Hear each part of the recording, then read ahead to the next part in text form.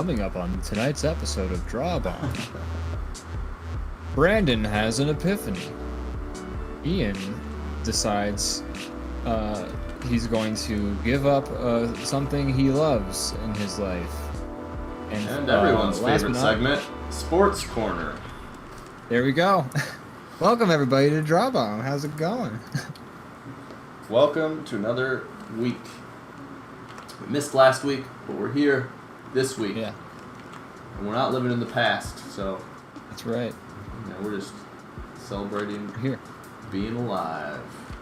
We're almost episode 80, which is a milestone, not particularly like significant one as like 50 or 100, but 80 is still a lot of episodes. It's a lot. Some would say that it's more impressive than 50 episodes. I would agree it's more impressive than 50. It might be more impressive than 100. Why does everybody get so excited about 50? I mean, 51's is better. 52, I can go on and on. 53 is way better. 4. Yeah. 5. Let's just do this for like an hour. Let's just count up. And let's also list why every number is better. Like 54 is so much better than 53 because it's a higher number. And 55 is so much better than 54 because it's a higher number. And 56 is better than 55 because it's just got like a nice look to it. It's got like the symmetry to it. It's like a Wes Anderson movie. And also it's a higher number. And 56 is better than 50 and so on and so on and so on. Yeah. All good points. Thank you. How did you like my little thing I did over the intro? It was great. I wish we had like our own like announcer to be like, and tonight on another episode of DrawBomb. Well, like it kind of I feel like a lot of podcast intros will do that thing where they'll have like a theme song that's way too long, like we have, and then I think ours is too long. I mean, it's only 30 seconds, but I feel like I'm so spoiled by TV shows that are just like, here's the title of the show, watch your fucking show. It gets right to the point. And like the theme song, it's like you hear one song a million times and you kind of get sick of it. You know, you're like, oh, I've heard this song a million times. When I'm binging a show, if I'm really into the show and I like the theme song, I'll like sing along with it every single episode. That's fair. I've done that too. And, when I was watching Arrested Development, they do the last 4 episodes as, like, one episode. So the first episode has the theme song, and then, like, the next 2 episodes didn't have the theme song. And then I was kind of like, oh, I kind of missed having that, like, fun little ukulele theme song there. And then the last episode, they had the theme song in again, and I was kind of like, eee! I like theme songs certain things. It's a good button on the episode. The top button and then the ending credits bottom button. It's a metaphor I'm coming up with right now. It makes sense. I think it scans. But yeah, I've always seen like these heard I guess these podcasts, and they'll be like, here's the opening theme song. We'll duck the audio a little bit, and then like somebody will be like, on tonight's episode. And I'm like, oh, that'd be kind of fun to do, but we don't actually have any plans ever on this. Yeah. So, you can make fake ones. Funny. So what did I say though in that intro? Like, this is a new bit. I have an epiphany. You have an epiphany, so.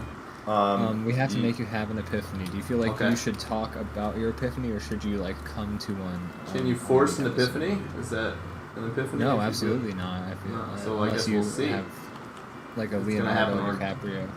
It's gonna happen organically. I think. If you think about it, you really can't make anyone have an epiphany, can you? What an epiphany! Yeah, this is where you have your epiphany. Leviathan Den in the chat says, trying something new tonight got you guys going on the big OLED screen. I mean, I think that's the best way to watch us. Right? We're larger than life. Or maybe we're like life size. Yeah. Oh my gosh. Well, It's a big. Actually, we're probably larger than like in real life. It's just, if it's just our faces. No, the faces are strong. We're a little squeeze. Yeah, so we're just having a conversation, like standing on each other's shoulders a little bit. Well, I'm honored to be on the big screen. I would play chicken with you anytime. I'd say your faces are 8x8. Okay, so that's accurate size. We both have famously tiny heads. It looks like, so those are like little snowmen, and like the top of the 8 is our head, and the bottom's our body. Is that how that works, or is that how's this ratio? I'm confused. You can only see our head and the top of our torso, so it's kind of like a snowman. Yeah, it is a little bit, but like we don't have the bottom snowball to sit the rest on top of. That's true. Not wrong about that. Gosh, a zany episode, so. Boy, really off to the races. Yeah. Just fucking. So, what was your epiphany you had? You can't force an epiphany. Whoa. But who knows? Maybe I'll have a better one. Just try and have an epiphany by the end of this episode, and we're good. Leviathan Den says, I use a tape measure because I crave accuracy. You're 6.2 by 6.2 exactly on screen. Okay. I'm amazed, but actually somehow not that you had that tape measure handy, but you also work with your hands. I know where my nearest tape measure is. Where is it? It's in the drawer in the other room. I could have it. I could grab it and be back in seconds. So I think Ian, you're the odd man out here for not having a tape measure at the ready. Freaking dumbass doesn't even know where his tape is. How do you even measure stuff with tape if you don't? I got a T-square over there. I could easily T-square it. Like I could be back in 5 seconds with a T-square. I think that. What a ridiculous right? thing to even compare. Gosh. You look like a real fool right now. I feel like a real fool.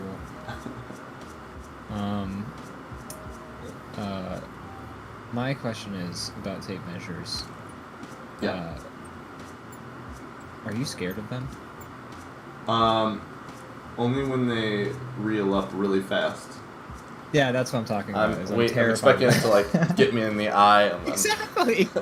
Dude, those things are sharp, man. They come in hot sometimes. They're kind of scary. Like I always if have you my have finger someone on hold that lock. Yeah. With the locks, like the ones I have are like shitty. The lock doesn't do that much of a good job slowing it down. And then if the person who's like holding the far end is just like done, zip, then you're in danger. Yeah, I have to literally drop it and like run away. Like just a like fucking grenade. It's when it like spins through the air and like takes someone's head off or something. Right. God, that should be in a horror. Like someone should just make a ridiculous horror movie and like the killer kills somebody with like a tape measure. Let's get everybody. That happens all the time. Is like a movie makes something that won't kill you very often or at all, like scary and like makes it seem like it will kill you all the time. Yeah. Like, that they'll just like be like, oh, grandfather clocks, don't you know sometimes the cuckoo bird will shoot out like a bullet and pierce your chest, and then all of a sudden like everyone will like the news the next day will be like, this just in, people are selling their grandfather clocks like crazy because they don't want them in the house because they're afraid they'll die. And we should do that with tape measures. We should make a serial killer kill people with like tape measures like that. And then that way, they'll fix the lock mechanism on the tape measures. No more It'll problem. inspire. The business will drop. The tape measures, the amount of the ones that sell will go down. It'll drop so significantly due to our film that they'll have to make an extra safe tape measure. Or they'll do it like, you know how like they have those doors that they swing, they kind of like when they close, but they have like a pusher mechanism thing so that they close more gently, so they kind of like that, but with the tape measure, you know, it's like zzz, like they slow it down so it's not fucking going crazy or some shit like that. First we question. gotta change tape measures, folks. We gotta make it happen. What They're terrifying, and I'm tired of pretending that they're not. First question: what is the Cuckoo Clock horror movie called? Oh, that's a great question. Time to Die. Time to Die was what I was gonna go with. Okay, so then it's decided. That's hilarious. This is why we write. Why we wrote a comic together, and we'll eventually write again. But what is the tape measure movie called? Okay. Like 6 Feet Under or something. I was thinking like Measure of Justice or something like that, but that sounds like that's like a Steven superhero Seagal movie. That's a tape measure superhero, which also could exist. It's Steven Seagal, and he's like, "Hey there, I know what you're thinking," and then it's like Measure of Justice. It's like the beginning of Ghost Ship when the tape measure goes off. Yeah. Exactly. Man, what an intro to that movie. So Measure of Justice is like a Die Hard movie. So the terrorists take over a hardware store, and then Steven Seagal has to fight them all off the tape measure. They take over like an Empire State Building sized building, but like a tape measure building just rents out a space on like the first floor. And so he's got to like, it's kind of like Dredd, where he's got to like fight his way to the top and like just take out the head honcho. Like Dredd meets the Raid meets Steve Seagal. Bada bing, bada boom. I feel like Dredd already kind of met the Raid. Yeah, I was about to say that too, but I couldn't think of a way to fit it naturally into that sentence without being like, oh, and also, but it made more sense for you to say it. But no, Dredd is the Raid basically, just with Dredd, and I fucking love that movie. I gotta watch that again. It's been a long time. Yeah, I should watch that again too. That movie's so good though. Sad they never made a sequel. Yeah, they were going to, I think, and then it just didn't happen. Yeah, it didn't make enough money in theaters, but now everyone loves that movie. Everyone I talk to is just like, oh, that movie is so good, and it's just like, well, why didn't we see it in theaters? Because I didn't see it in theaters. I saw it in theaters. I did my part. Part of the problem. Yeah, I didn't. My friend put it on. My roommate put it on Foot Locker, and we watched it on his laptop. So you're the reason that it failed. Yeah, I am. Well, this was like 3 years after the movie came out, though, so, it was a little bit, Still, I think the sale of 2 movie tickets 3 years after it came out would have gotten us a sequel. I think so, you're right. Thanks for nothing. So, no, I like that movie a lot, though. It's really good. It's a lot of fun. It somehow like manages to use the "I am the law" line without sounding cheesy, and it's just a good fucking. Y'all should check it out. It's an impressive feat, I will say. Yeah, like to basically do the same universe as that '80s movie, and it's not. Leviathan Den says, "I'm partial to Inches from Death." There we go. That's great. Inches from Death is great. That is bellissimo. I think we got it. We got it, folks. Yeah. Pack her up. We got it. It's in the bag. Inches from Death. Serial killer is a dead hardware store worker who kills people with the tape measure. What's his mask look like? Or what's the... Wait, so he's a killer that exclusively kills inside the hardware store? I'm not sure. Okay, let's workshop this concept a little bit. Let's make some jazz here. Okay. What's I'm not gonna say that anymore. That sounded weird. It's I was like, oh, are you hip to something I'm not? I've never heard that before. No, but it's just something I was trying and I didn't like it. You never know until you give it a shot. I thought I'd give it a shot in front of an audience of like a person or something like that. But the human centimeter would probably be rated tape measure, B-rated tape measure horror movie, says Leviathan Den. Cut, print, send it. So, that's great. Human centimeter. That's funny. Human centimeter. It's like we are all the same height, 6 inches. We have sewn you head to foot. I was gonna say, what is that torture device like? Or shoulder to foot. Or now something. you're very tall because it could be quick. Measure that sofa. Oh God. This isn't even an effective way to get a measurement. Oh. This regular tape measure would have been fine.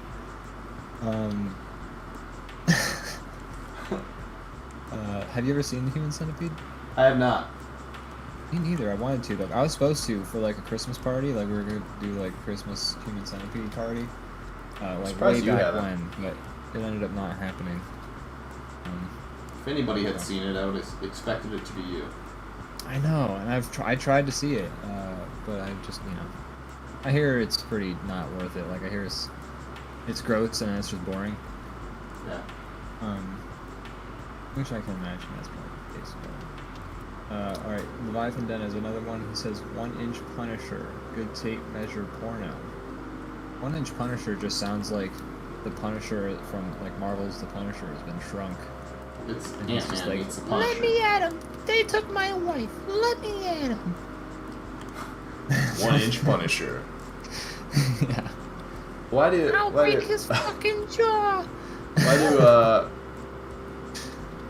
Why do they always say "let me at him"? It's like the old-timey equivalent of like "hold me back, bro." I know. Like, it is. Let 100%. me at him. Let me.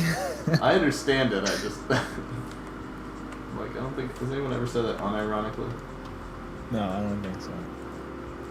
I think cartoons like ruined it. Yeah, cartoons kind of coined it, or made it. Maybe not coined it, but made it like a joke.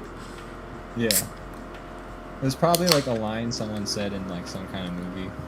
Probably. And they put it in a cartoon, and bada bing, bada boom.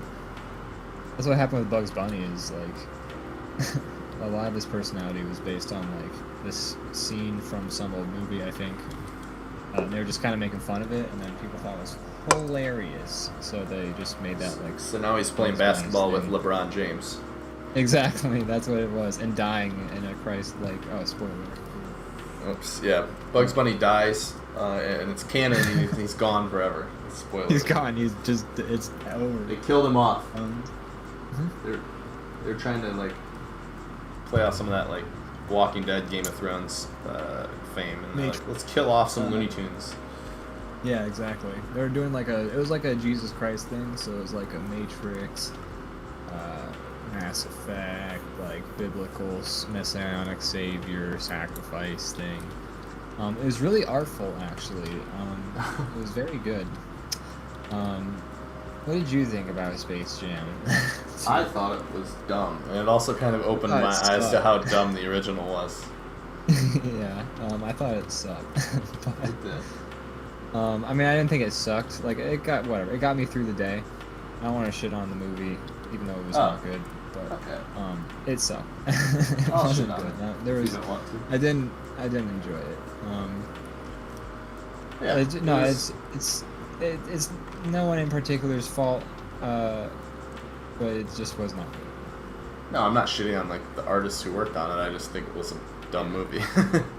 Dumb movie. You got a paycheck, guys. Good going. It's basically a commercial, and the first one was too, though. Yeah, 100%. But like they had things that they sort of referenced that were not like the new Space Jam was just like, hey, these are Warner Brothers properties. Here is this character in that property. We own this property. You should check out our stuff. And like in the old movie, it had like a couple of like references to like Jordan shoes, which obviously you had to do that because Michael Jordan was in the movie, but like things that weren't strictly just WB properties, like things that they didn't even particularly. Did you know that the original Space Jam was based off a commercial for shoes? I believe it. That makes a lot of sense. It was straight up just a commercial that came out, and somebody in the studio was like, "We need 90 minutes of this." Yeah. And the kids love it. Space Jam was born. Crazy, but like people would like spend their whole lives writing like their opus. Like this movie is about this horrific tragedy and its impact on humanity, and it really opened people's eyes. And they're like, "Nah, it's too boring. Let's pass." An animated rabbit next to a basketball player and have him fight aliens. Okay. Oh yeah. Make it happen. Let's put $1 billion on this. Worth the time and effort. Formative movie from my childhood. So mission accomplished. There you go. um, I'm not gonna watch let's that. see. Leviathan Dunn says, speaking of old time ready to fight Saiyans, what the fuck is Socket to me? And he says, just Google it, never mind. I feel like I don't think Socket to me is. It's usually not like referenced in like fighting, isn't it? No. I don't know. Austin Powers used to say it against Touch. Sock it to me, baby. I think that's like a. I think it just sounds like socket to like when you sock somebody that's supposed to be like hitting them. So maybe Leviathan then thought that was the. Makes sense. Sort of along the same lines. But like, what are you socking to them? Is that like a phrase that is supporting abuse? Like, what's the deal? So I'm assuming we'll get an answer. And then they also said, side note, anyone see the new screenshots for the live-action Netflix Cowboy Bebop? I'm a huge fan of the anime, so I'm apprehensive to check this out in case of a huge letdown to the series. I will probably watch it regardless, just because I'm curious. But no, I've seen some like. I don't think I have seen any actual screenshots from it. I have not. I heard. I didn't know that there were screenshots out. I heard that the composer of the original soundtrack is going to be working on the movie again, which I think is cool. Cool. There was an interesting fight. Not a fight. It was a discussion in the one Discord we were talking about the soundtrack, and somebody was saying that the excuse me, the soundtrack, a lot of it was like plagiarized or something like that, and they showed us some examples and things like that, and I still can't confirm or deny, so I'm not going to. Okay, that's interesting though. I'd never heard that. I hope it's not, because I fucking love that soundtrack, and I would hate to have that tainted. From like classic jazz, or like from what? From like a variety of sources. Like they sent one song that's on Spotify that had come out for the I think Cowboy Bebop movie or whatever episode or something like that the song was used in, and I did compare, and they were pretty much the exact same song. But I don't know what the deal with that is. There could be more, there could be less. Right. It wasn't like one of those things where it's just like it had the same chords, because there are like that's just gonna happen. There's like so many chords. For sure. So many of them sound good together. You're just gonna run into the same chord progression sometimes. But this was like this was pretty much the exact same song. But again, I don't know what the situation with that was. Like, it could have been like, I don't know. I don't want to say. Interesting. I don't want to. Yeah. So here you have it, folks. Ian is reporting all the music was stolen. That's right. Cowboy Bebop soundtrack completely plagiarized front to back. That'd be disappointing, because I really love that soundtrack. Yeah, the soundtrack's fantastic. I did a workout one time to that song, or not to that song, but to that soundtrack, and like Space Line came on, which it's like that one that's like really slow starting. And it's like got the people eventually chanting and like, you know that one? I think I do. Ridiculous. Okay. You described it the best you could. It starts off with a very sensual jazz solo. It's like saxophone solo. Anyways, I was working out, and then that song came on, and it was like at the end of like my little session where I like really had to push it to like make it through the whole thing, and like I'd be like, I gotta do this workout, and then that song came on, and I was just like, push it through it. Like, it empowered you. It was the inspiration to finish the workout. Wow. Maybe if I listen to that song, I'll work out. Yeah, right. I need to start again. I have. Yeah, me too. Me too.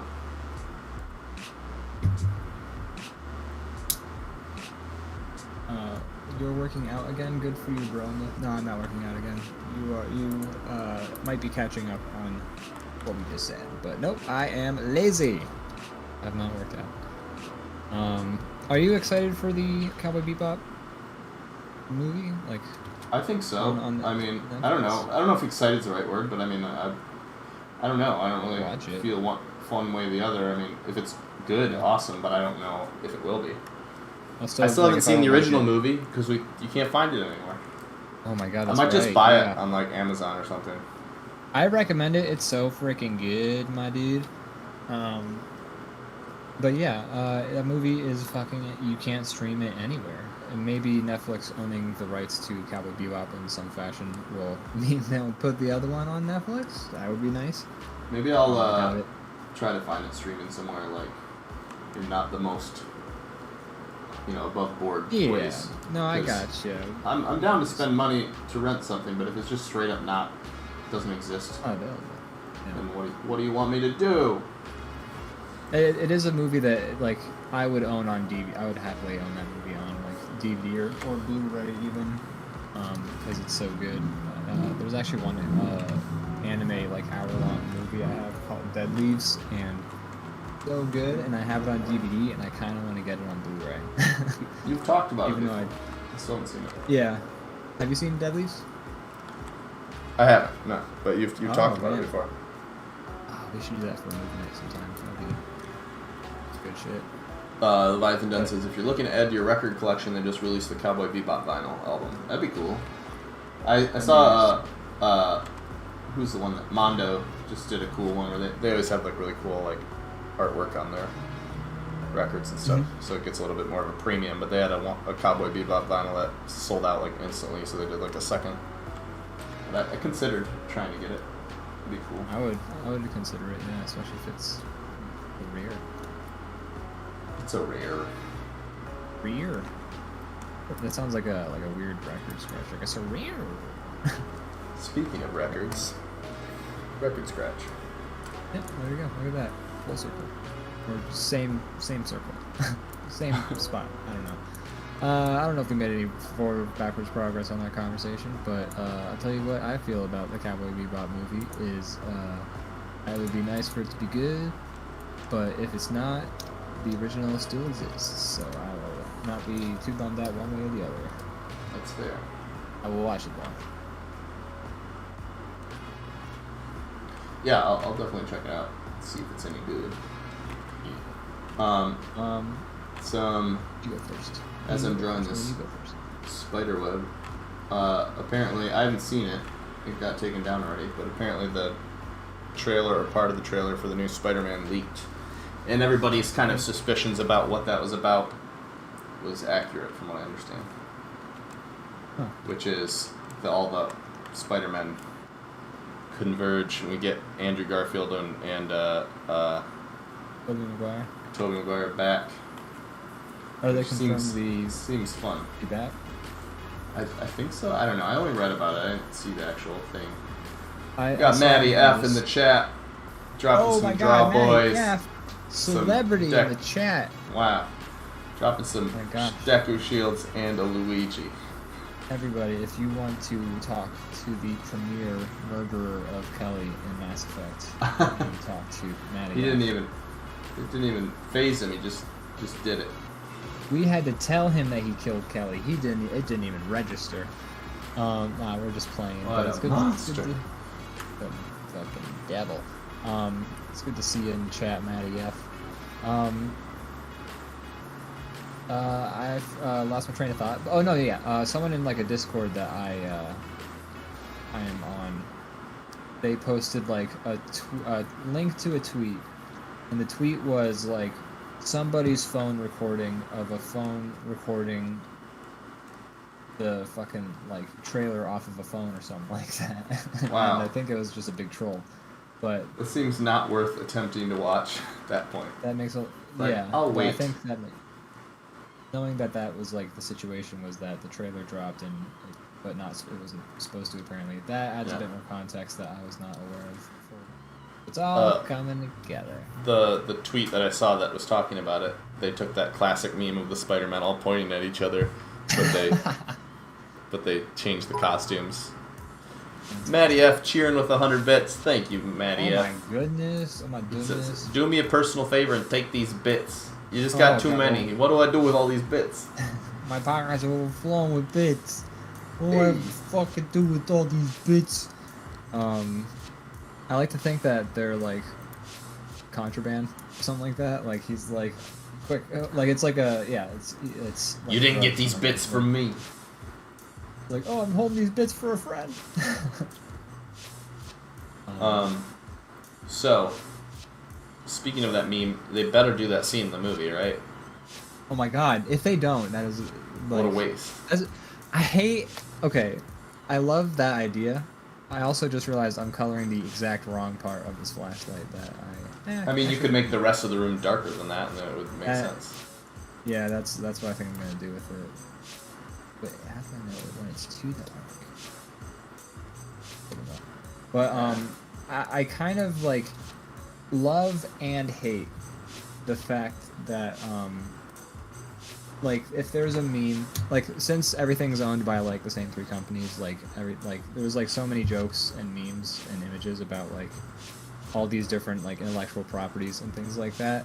So if like one of these big companies ever does like a movie that sort of this meme could be achieved in the movie, it's almost like expected of them that they have to fulfill like it's like this weird like destiny that it becomes part of them because the culture has decided like this is funny, we want you to do this, you have to do this because we are your gods, because we buy this movie.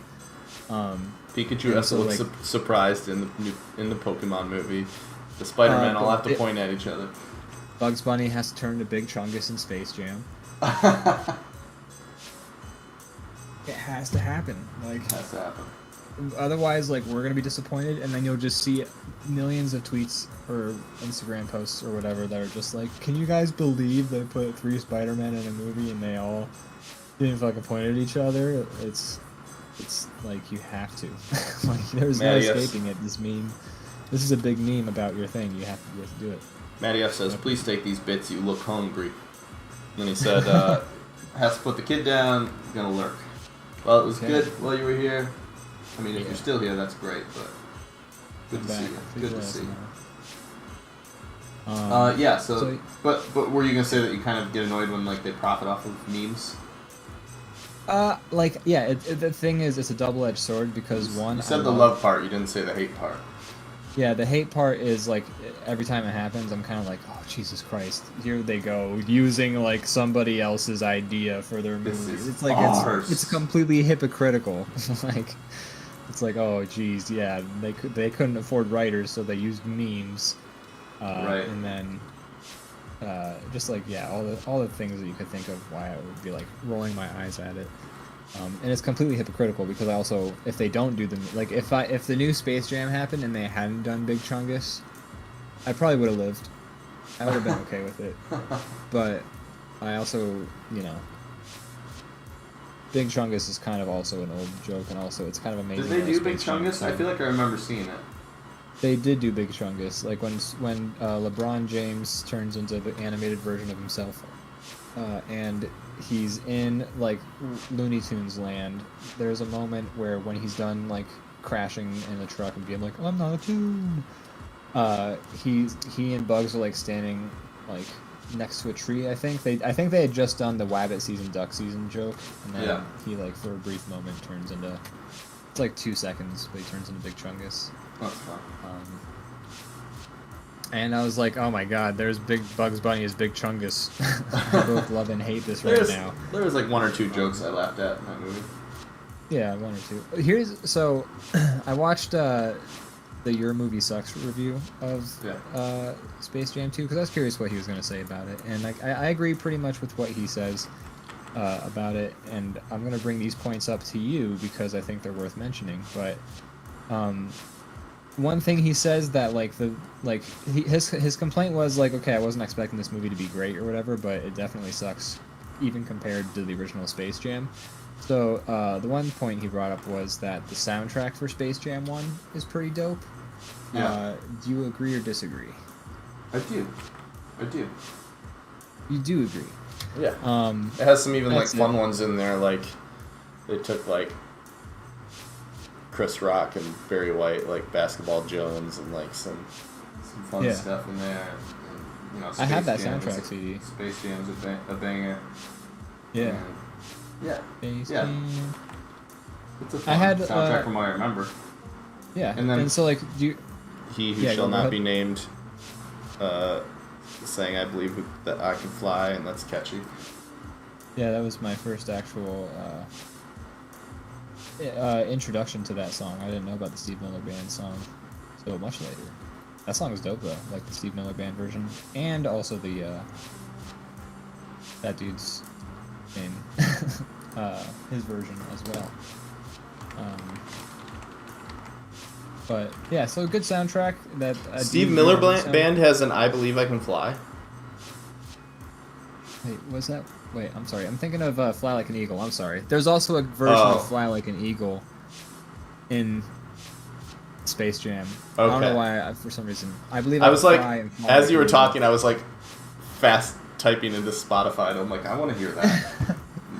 Oh yeah, no, that but exists. because they both have the word fly in them. That's why. I Oh, got right, them yeah. mentally confused. But they have like a cover of Fly Like an Eagle, also in Space Jam. Yeah.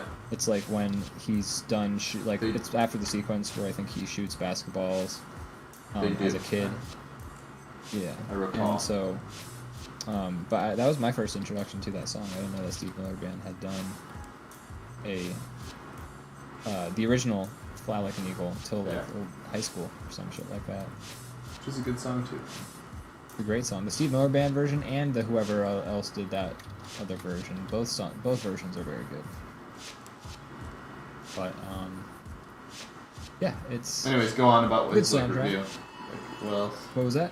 What was, Oh, he what was some of complained his about- other? This one was one that I think Austin and I agreed on, and I'm not sure. I don't think we got a chance to ask you about it, but the animation was bad. It was Yeah. It was really I think really weird. They rely really heavy on CGI, and when they don't, it wasn't as much effort put in. yeah, and that the characters looked kind of ugly in CGI.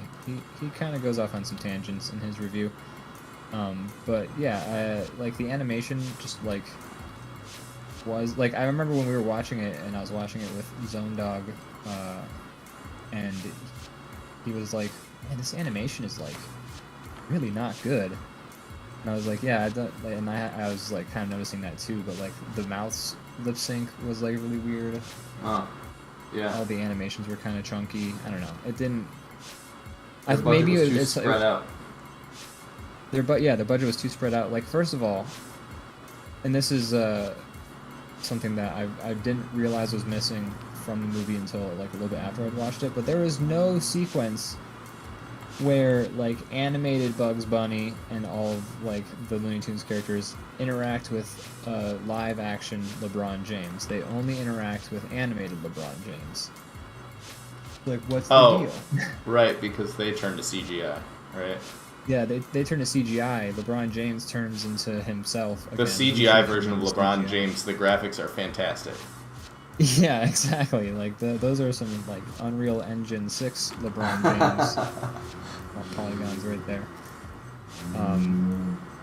So, but like with the way technology is nowadays, like how easy it is to animate like digitally, and like you could put like live action footage that has been chroma keyed or like over a green screen like into an animation so easily. Why did they not just have Laziness. Yeah, there's just so many decisions that are questionable and worse, like, than the original movie with the new Space Jam. And it was just, I mean, it didn't bum me out because, like, I didn't have a whole lot of emotions riding on that movie. But it was, Right. like, for a movie where I had no expectations, it's still. Yeah, usually that buys a little bit of wiggle room, and still it sucked. Yeah, this movie, yeah. I like the little movie montage of them going through the different movies. I don't know. Kind of. I did too. That was the most enjoyable part, I think. Even though that was like a big plug for them. Yeah. Um, Still felt kind of masturbatory, it had- but I liked like Mad Max, Roadrunner, Yeah. and Coyote. That was funny. It had the quickest pacing of all of the whole movie. Like everything in that movie felt really slow. I think, Yeah. and it took forever like for LeBron James to be like, "Wow, son, you're making a video game." You Can have I to play play it? basketball. Yeah, like it just took like. So it was just a very slowly paced movie because I think the movie was like 2 hours long or something like that, right? Like the Oh longer God, was a it? long That's movie. way too long for that movie. Exactly. Like, why would you make us sit there for 2 hours for this fucking movie? Watch some cartoons play fake basketball. Yeah, and so like it was just a very slow movie in that like sequence where they're getting all of the Looney Tunes and the different movie properties. It just felt like the quickest pacing. It kind of felt so it kind of like held my attention, I think, a little better. Yeah, that's fair. The references they made were pretty fun. I really, really hated the way at the end when they're playing the basketball game, like the way all the people in the background looked when they were standing around. It was and, really like, shitty. watching It's like them. when you're playing a video game and there's a crowd and you start to notice the same like Yeah. little like 3-second animations of like Yeah. people. And like I don't know. I kept noticing. I'm sure there's different ones for everybody, but for like as far as the CGI ones went, I noticed like 3 or 4 times like a Fred Flintstone like doing the same like yeah in the background, and I'm just like Yeah. stop showing me this. It's weird. Like they didn't need to do that. Like that was so extra. Like No one I gives guess a maybe shit if Fred Flintstone came to the basketball game between Yeah. Don Cheadle and LeBron James. So, do you think was that movie filmed during COVID, or did they get filming done before COVID? Do you think? Because I think Seems like the perfect I was- movie to make during COVID. It does, which is why I think maybe okay. So I can't confirm anything, but I had this thought as I was like gonna ask, like, why didn't they just like film a crowd like they do for other movies? And then I was thinking like, well, if they made that movie during COVID, they probably couldn't like do a crowd scene. So that was probably like, I can't confirm or deny. This is purely speculation. But what if they did that and it looked shitty? Like they had to spend all that budget on that terrible looking crowd because COVID. Yeah, it could be. I can't confirm. You know, I can only imagine LeBron James and Michael Jordan's hell they had to go through being just like in a green room for like a month and a half, surrounded by people in green costumes and talking to like nothing.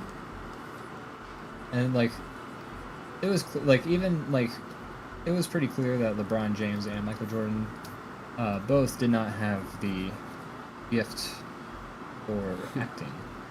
I feel like Michael Jordan tried a little harder. He tried a little harder. Michael, like you said, I think LeBron James never felt like he wanted to like act. Like he was always like like his volume was down on his acting. There's like Where he 10 should've times been in the more. movie where he screams and it's just like Yeah, exactly. he's like falling to his death and it's like Oh no! Like my family, Yeah. no. I'm not a tune, which is still my favorite moment from that whole movie, and not for a good reason, but it's just so goofy when Bugs is like, Yeah, hey, LeBron James. Let's drop you off a cliff. Bugs, I'm not a tune. Who greenlit this? I'm sure it probably still made money somehow. Yeah, I don't know. I didn't pay money for it, or any of the things. I have to. Yeah, I don't know. I wonder how much money they make off of like now that there's like a lot of like straight to streaming services. I wonder how much money they make for just giving away the rights I don't know. for that. Like, do you think that like the streaming service like takes analytics of like say that movie, and then they're Gets like paid okay, accordingly? like- yeah. Do you think No, that's how it works? I don't think so. I think they pay a upfront price to get the rights to have it. So Kind of in okay, the same I way got that you. like So- a movie theater pays a fee, but this I imagine more for a streaming service, obviously. But yeah, because you got to kind of be like, okay, what are we not gonna make? Like it's kind of it has to be like a kind of a gamble, right? Like if you like Little say bit. you have a movie, and you're like, okay, our movie could make no money in theaters, or it could make like it would have to make like double our budget for it to have been worth our time. But also, if we're not going to theaters, we miss the opportunity where it could be a fucking raging success. they're all and, they're like, all going to both now. Space Jam was in theaters Yeah. also. Yeah, but so that means they have to do like 2 different contracts then, and that Yeah, just becomes yeah. And a lot of these movies that come out straight to streaming, they're only there for like a month or 3 weeks, and then they're gone. Oh, interesting. So that's part of the deal. But yeah, I imagine they're they just just pay a there. big upfront fee, and it's not as much of a risk for streaming services because they're just trying to like pad the collection, you know, Right. keep people It's like how staying subscribed. like Netflix is like just making a new show like every day, and they're just Yeah. like, yeah, we just fill the service with shit, man. Like I don't care. They just We'll want cancel people everything to tomorrow. to stay subscribed or like see a show they're interested in watching that's coming out soon and stick around for it. Like if we can get one more month out of people, that's worth having the shit on here. Yeah. Yeah. I don't know. I mean, I'm all for it. As much as I love going to the theater, I like having the option. I am. Not every here's the movie is thing. a theater movie. If I had seen Space Jam 2 in theaters, I probably A, wouldn't have done it, and B, would have been mad if I had. Like, that's the thing. Like, because I watched it because it was on, like, the TV at home. So it makes perfect sense. Like, don't put Space Jam on streaming, because I will not make the fucking effort to go to a place to see Space Jam. Right. They're not. Like, they're movies that I will definitely watch. Like the first week it comes out, if it's on streaming. Will not if I have to go to the theater. I just won't see it for like a year. So, yeah. If you want me to see your bullshit movie, put it on streaming and I'll watch it. Or make it better. Like, make it a better movie, but that would What? be too much. No, come on. Yeah. Now you're being crazy. That's out of the realm of possibility. So no, I just put the shit on streaming. I'll watch your terrible movie and move on with my life. Have you watched any other direct to streaming movies lately? Trying to think. Suicide Squad. I liked that. Right. I thought it was fun. Suicide Squad. You didn't watch that in the theater. You watched that. I saw it on your streaming. TV? Yeah. Okay. Do you think it would? That one would have been a good theater one for sure. Okay. But I just kind of wanted to see it, and I have HBO, so it was available the first night, and I was just like, let's do this thing. My setup at home is pretty good, but it is one that I think would have benefited from being in the theater. Right. If it's on do you think it's still on HBO? Because I could probably watch that too. Actually, I believe it is. I might check it out. We'll see. Yeah, I thought it was pretty fun. I liked it. It's weird, but like part of me, I've said this 1,000 times, but part of me is bored by superhero stuff because so much of it is like the same thing over and over. And Marvel and like stuff, they're getting better at that now, I feel like. But at the same time, I'm just like, when I see somebody do something that's just like a little bit weirder, a little bit like, something I haven't seen already 20 times, Yeah. I'm down.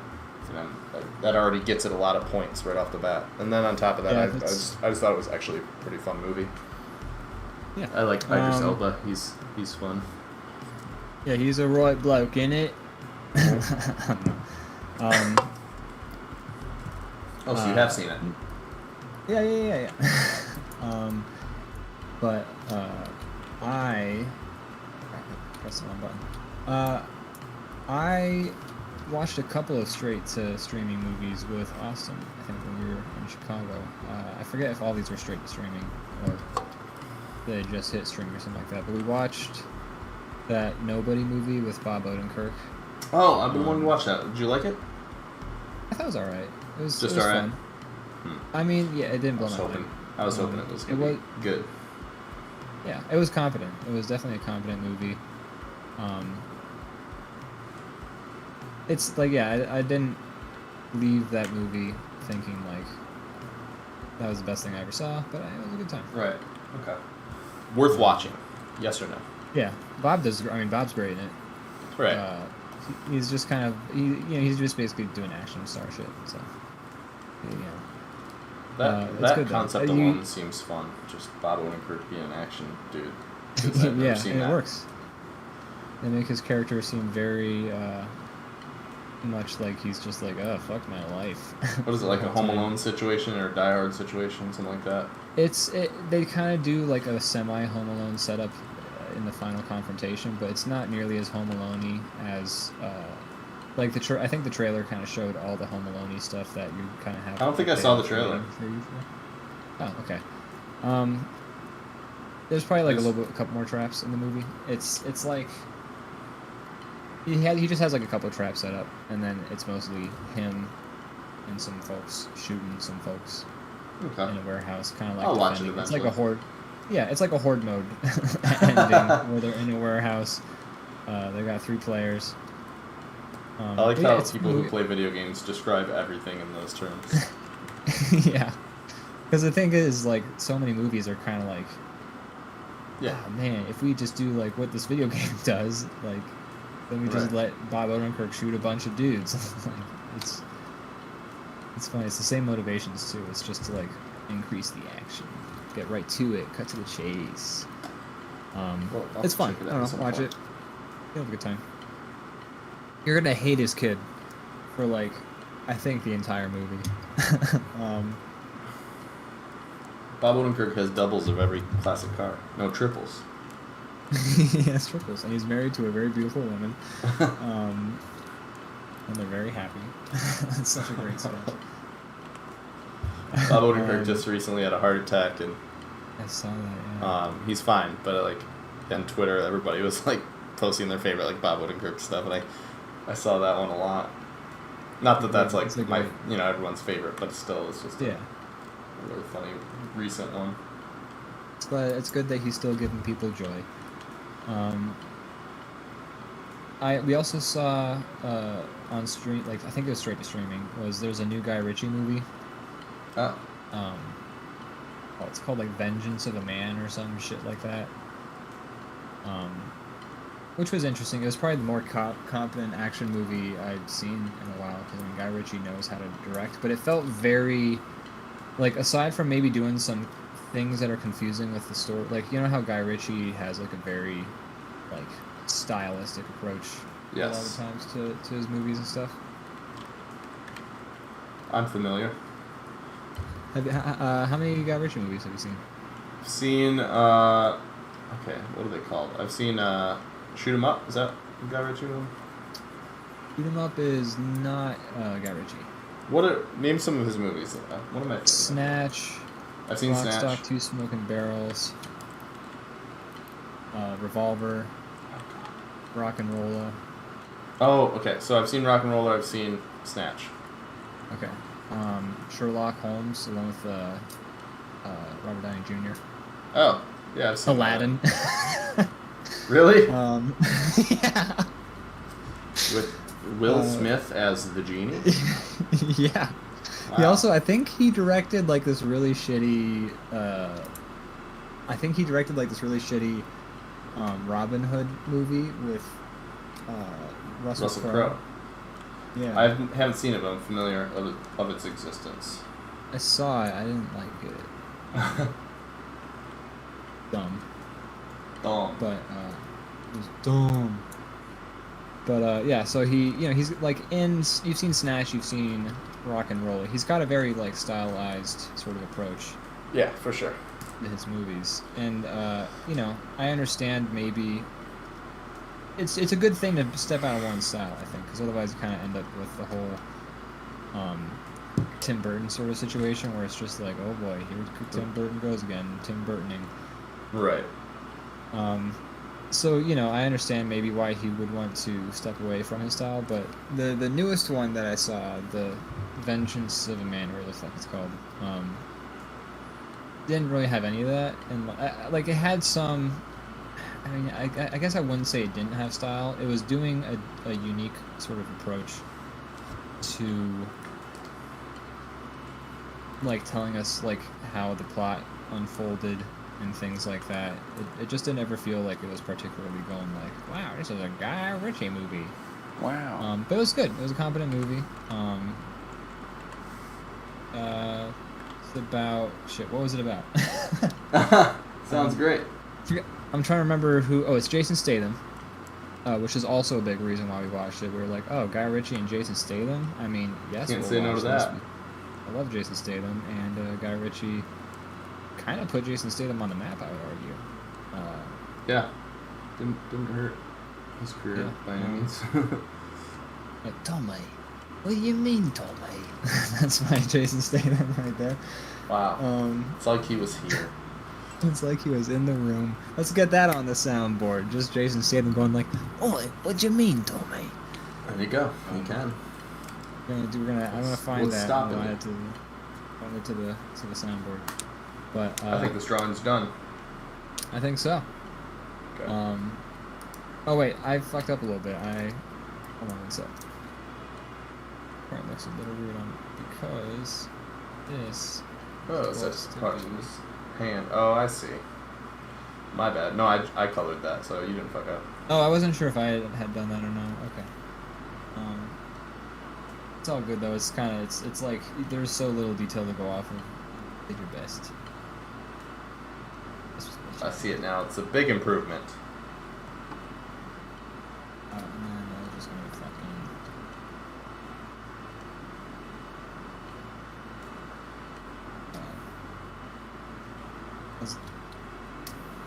Wait, what do you think about that?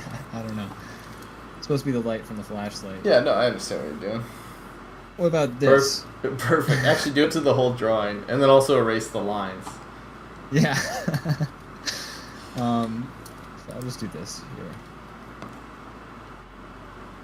Boom. Great. Saving it. Okay.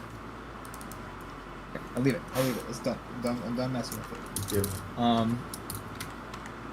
What was I? Oh, so yeah, Jason Statham, like, starts working for like some kind of security, like, armored truck company or whatever. Okay. And then like the first day on the job, like the truck gets like robbed, and Jason Statham just like murders Post Malone and like the other dudes who are robbing the truck. Yeah, Post Malone's like one of the dude who's like robbing the truck. That's fun. Jason Statham murders the shit out of them. And then all the people are just like, "What the fuck, Jason Statham just killed all those dudes. You're a badass. We're so happy we have you at this armored truck company.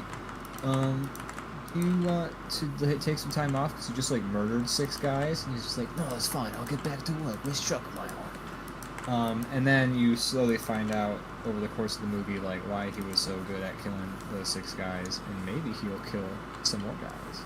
He kills 7 by the end. Since it is Just kind one of more guy. just recently. Man. These movie characters that are killing like 70 guys Yeah. throughout a trilogy, how do they sleep at night? No, there's just so much murder. Like, There's so much murder. there's like Bob Odenkirk kills a lot of people. If you kill one guy in your life, that's a lot. That's a lot of It's killing. a lot of people. And then these people in the movies, they kill way more than that. Yeah. I'm gonna draw yourself as like grizzled action movie character. Okay. Or that's what I'm gonna draw. You can do whatever you want. No, I like the theme. I'm looking at yours, and I'm trying to. I just need to stop looking at yours because I'm confused at what I'm seeing here. It looks phallic. Have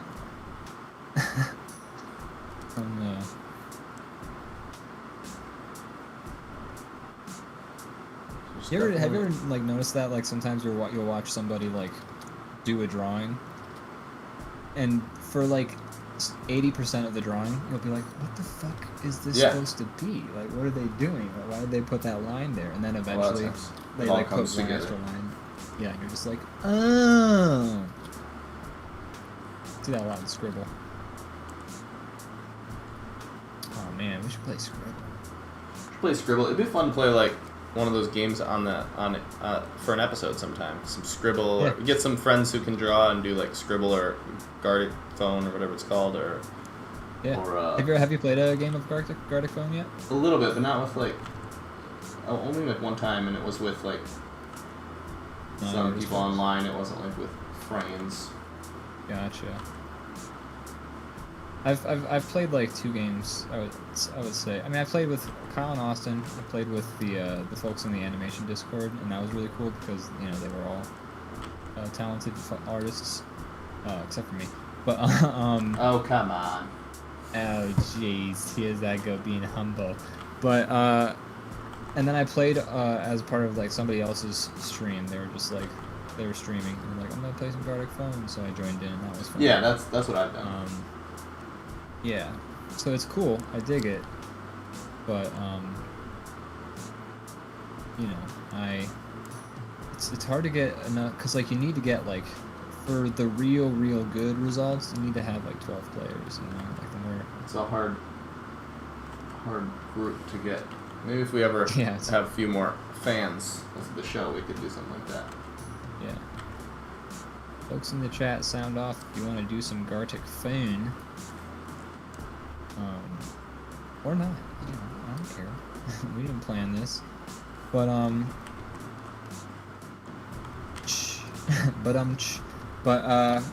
yeah, I don't know. What was I saying? Jason Statham movie. It was fun. Go see it. I think those are the only movies I've seen direct to streaming as of. What movie did you like better, Nobody or Jason Statham movie? Probably the Jason Statham movie, although I think it felt a lot longer, and it kind of like felt like it should have ended like 6 times. It was less of a happy ending too. I would say. Okay. Kind of had a darker sort of turn of events for it. It was yeah, I would say the Jason Statham Guy Ritchie movie was probably better. What was that one called? Do you know? What was that? What was that called? I'm gonna look it up for you. It was called like Vengeance of a Man or something like that. Something Sure, real the dumb movie was like fine, but the title's real dumb. Yeah, we expected it to be a lot dumber than it ended up being. It ended up being like pretty solid, but you know, it wasn't perfect though. Wrath of Man. Yeah, that's also dumb. Yeah. It is. Decent though. It's got Josh Hartnett in it. Oh, And I was kind of amazed. Yeah, I haven't seen him in a while, and also like I actually usually don't like Josh Hartnett's acting in things. He seems very wooden and kind of like he's there to be pretty. But I liked him in the Wrath of Man movie because he's just kind of like this like jittery, scared like security guard guy. That's cool. And I was like, oh wow, Josh Hartnett's actually acting right now. It's kind of wild. Good to see. Now that he's not a leading man, he has to do some different stuff.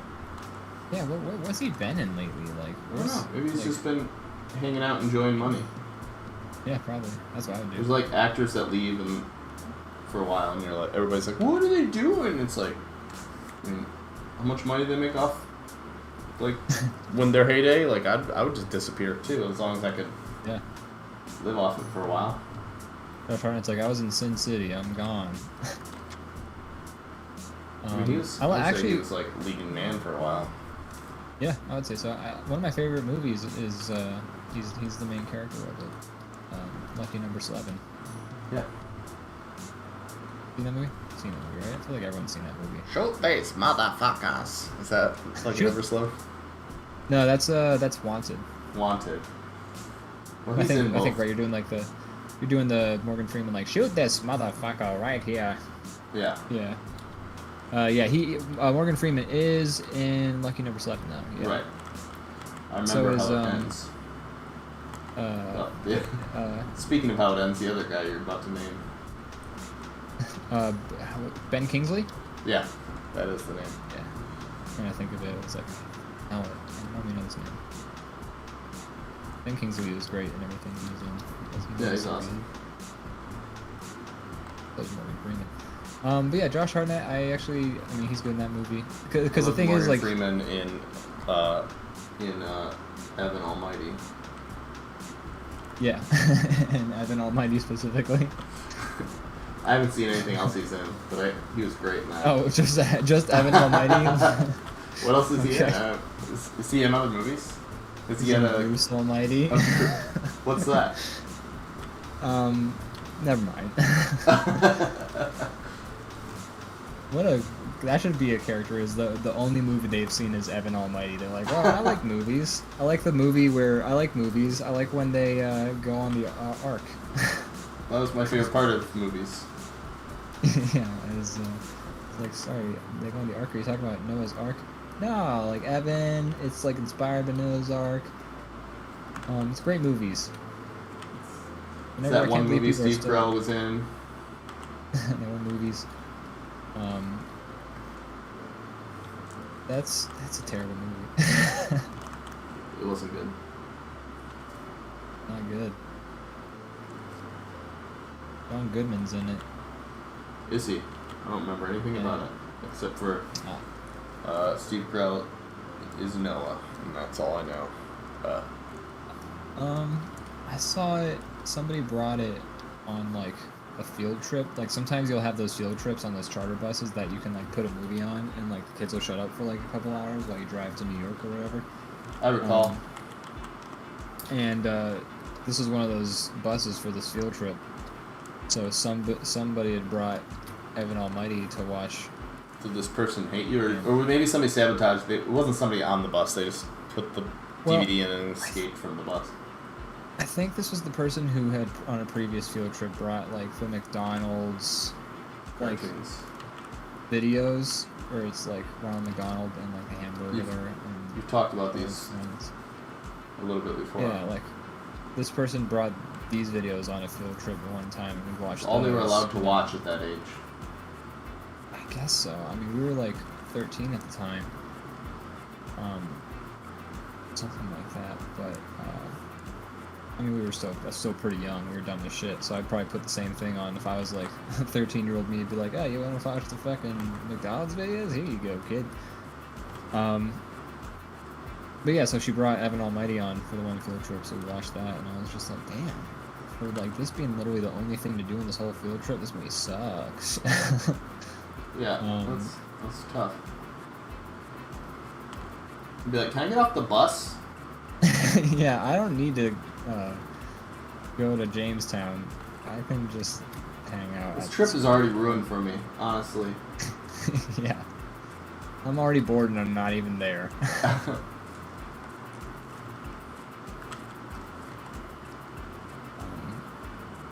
So yeah. That movie existed.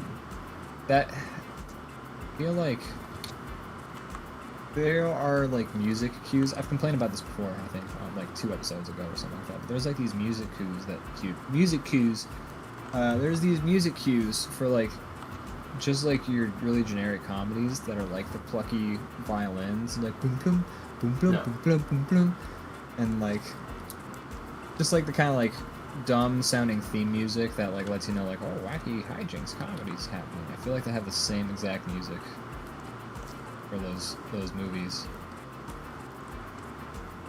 It's the thing that like I think people became self-aware and then they knocked it off a little bit.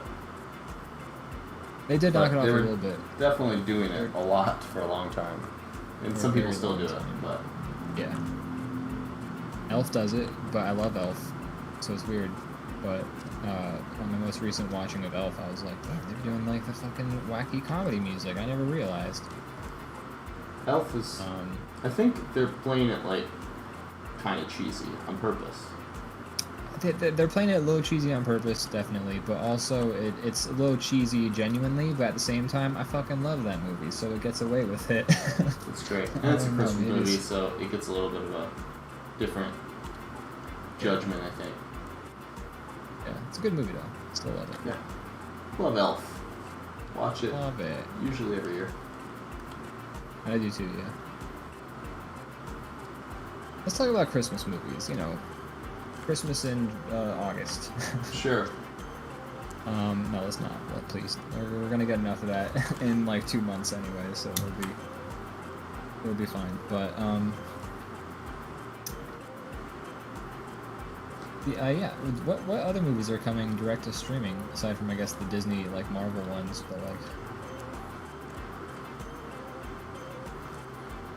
I don't. Nothing anymore, right? Like all the movie theaters like.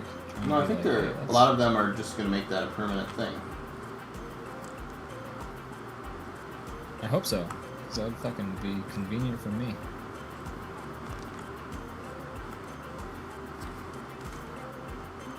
Yeah, I would like very much to not have to go somewhere to watch the newest flicks. I would like that too. Because, like we said already, not every movie needs to be in a theater. Yeah. No. Like us, and like we also said before, right at the same time as that, I probably wouldn't see fucking Space Jam in a theater. No. If that was the only way to see it, I would just never see it. Yeah. And that'd be the end of it. So, think about it, movie theaters. They are. In fact, I think there's really no downsides for a lot of studios. It's the... So there was I forget which, one studio was like, we're going to do this, this is just how we do it from now on, and then one of the theaters was like, well, then we won't show any of your movies. And then they were like, alright, fine, we'll rethink this. So it's like... Now they had no choice. They're being blackmailed. Other than that, I think they would just straight up do it anyways, because why not? Right. Convenience always wins. Sometimes it takes a little bit of time to get there, but convenience always wins. I just saw you're drawing the body you gave yourself. I drew the head, and I'm like, I'm not going to keep putting all this detail in this. This is stupid. And then I was just like, just put a big buff body on it and be done. Fucking hilarious. I am going to grab some water, use the bathroom, Alrighty. and leave you here to flounder, and then I'll be right back. Oh god, this is my favorite segment. Now this is Flounders. from the beginning. This is the sports corner segment we were talking about. Oh right. What was it before you go? What was the? I don't other, know. like, I don't was remember the this- second one. I was going to ask you that earlier, but Oh man. I didn't want to interrupt for once. Anyone who remembers, just like fucking let us know if anyone's in the chat. But okay. Sports corner. Let's talk about sports, everybody. So last week we talked about, not last week, however many weeks ago, we talked about F1. So we're not going to talk about that anymore because we already heard it. So moving on, sports corner. Basketball news. Did you guys hear about how basketball went in the hoop? It's pretty cool. People were pretty happy about it, so they cheered, and that lets you know that was the intended result. And in football news, dancing was unbanned at the end zone when you score, and has now been rebanned because it's all TikTok dances. So the NFL is like, please stop doing these TikTok dances. No, thank you. I see them all the time on TikTok. In snowboarding news, you still can't snowboard. It's August. In tennis news, somebody said 30 love in a tennis match, and so the two players started making out, and everyone was kind of like, yeah, because they had actually all been shipping that. So in tennis news, that couple is now together. They're very happy, and so is everyone else who was following that particular romance. In bowling news, a bunch of pins knocked down, and people who lived in the pins were very sad about it, but they got picked right back up by the pin picking up machine, so they ended up being pretty okay with it in the long run. So in darts news, people still play darts. Hold on. Caught the tail end of that. It went about how I expected. That may have been my favorite segment, actually. We should do that more often. More sports corners. Yeah, I had fun with that one. Moving on. I'm gonna try again on this real quick. Unless we want to change the themes, but I'm liking. What were you saying? It looked like you had done deleted something, but I think you just moved your. I just moved it. Your. Okay.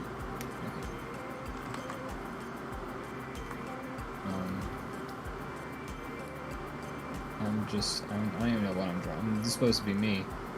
Right. Kind of rolling with it. I'm trying to think of what shirt I'll wear. What shirt would you wear if you were an action star? That's the. Right? I feel like that's the an important outfit. question. I feel like they're always wearing jackets. You know? Sometimes, or they're just like it's either. Sometimes it's pretty simple, like just like a tank top or something. So I'm gonna give myself a jacket and a big.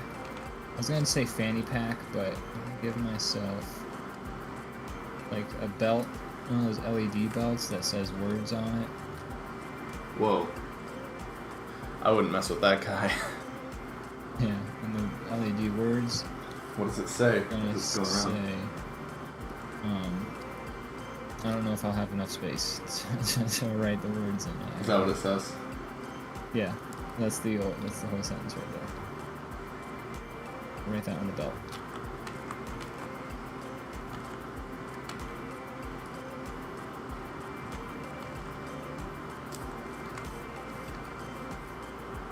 Action scenes are like so fun to in every aspect. They're just very fun. But it's such a fucking bummer when a movie just has shitty action scenes, you know? Right. I mean, it's fun when you're watching that movie because you want it to be a bad movie. But like if the action scenes are like a letdown, I feel like that's the bread and butter right there of an action movie is like the fight scenes, right? Like you gotta Yeah, deliver you on can't have an those. action That's movie the with one bad action. Which is why it's like so breathtaking to me that so many action movies have like terrible fight scenes, right? Like so many. There's And like a then white those circle here. Where? There? Are you seeing See? any of the like? Are you not able to see the lines you're scribbling? Because I can. The lines, but do you see like a white circle in the middle? No. Oh, weird. My thing's doing some weird stuff. Oh dear. Here, let's Let's see if I can. Whatever. Well, hold on. What if we, if it's there, it's probably there for. Oh wait.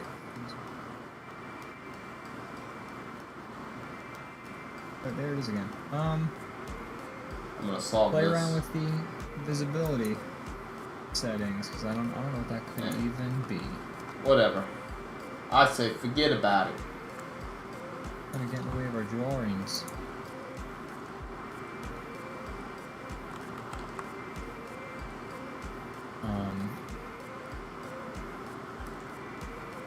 Belt is gonna say.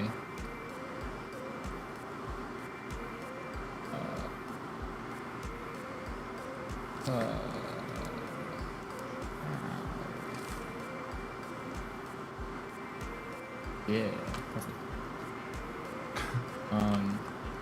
He's gonna be wearing a Cars? jacket. What?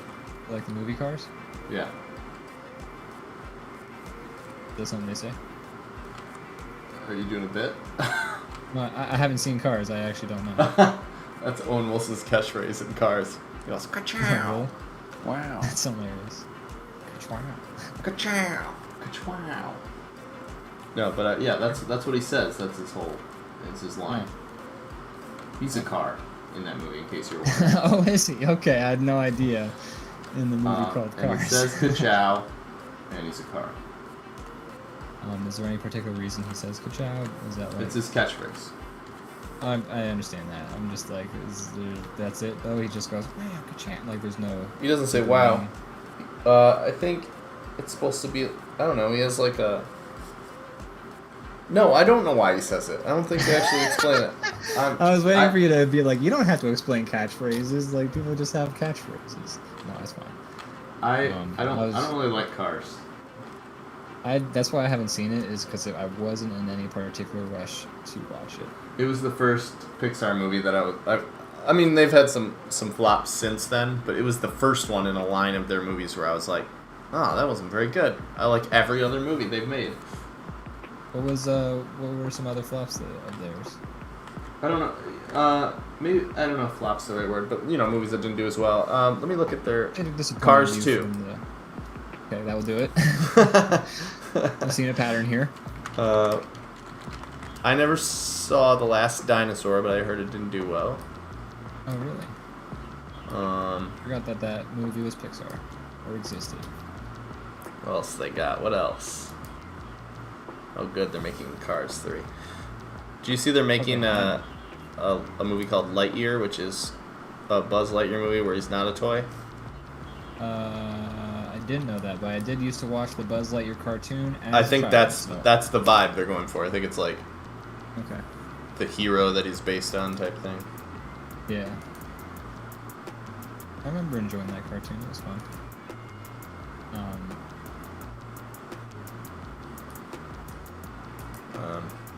Give my guy a jacket.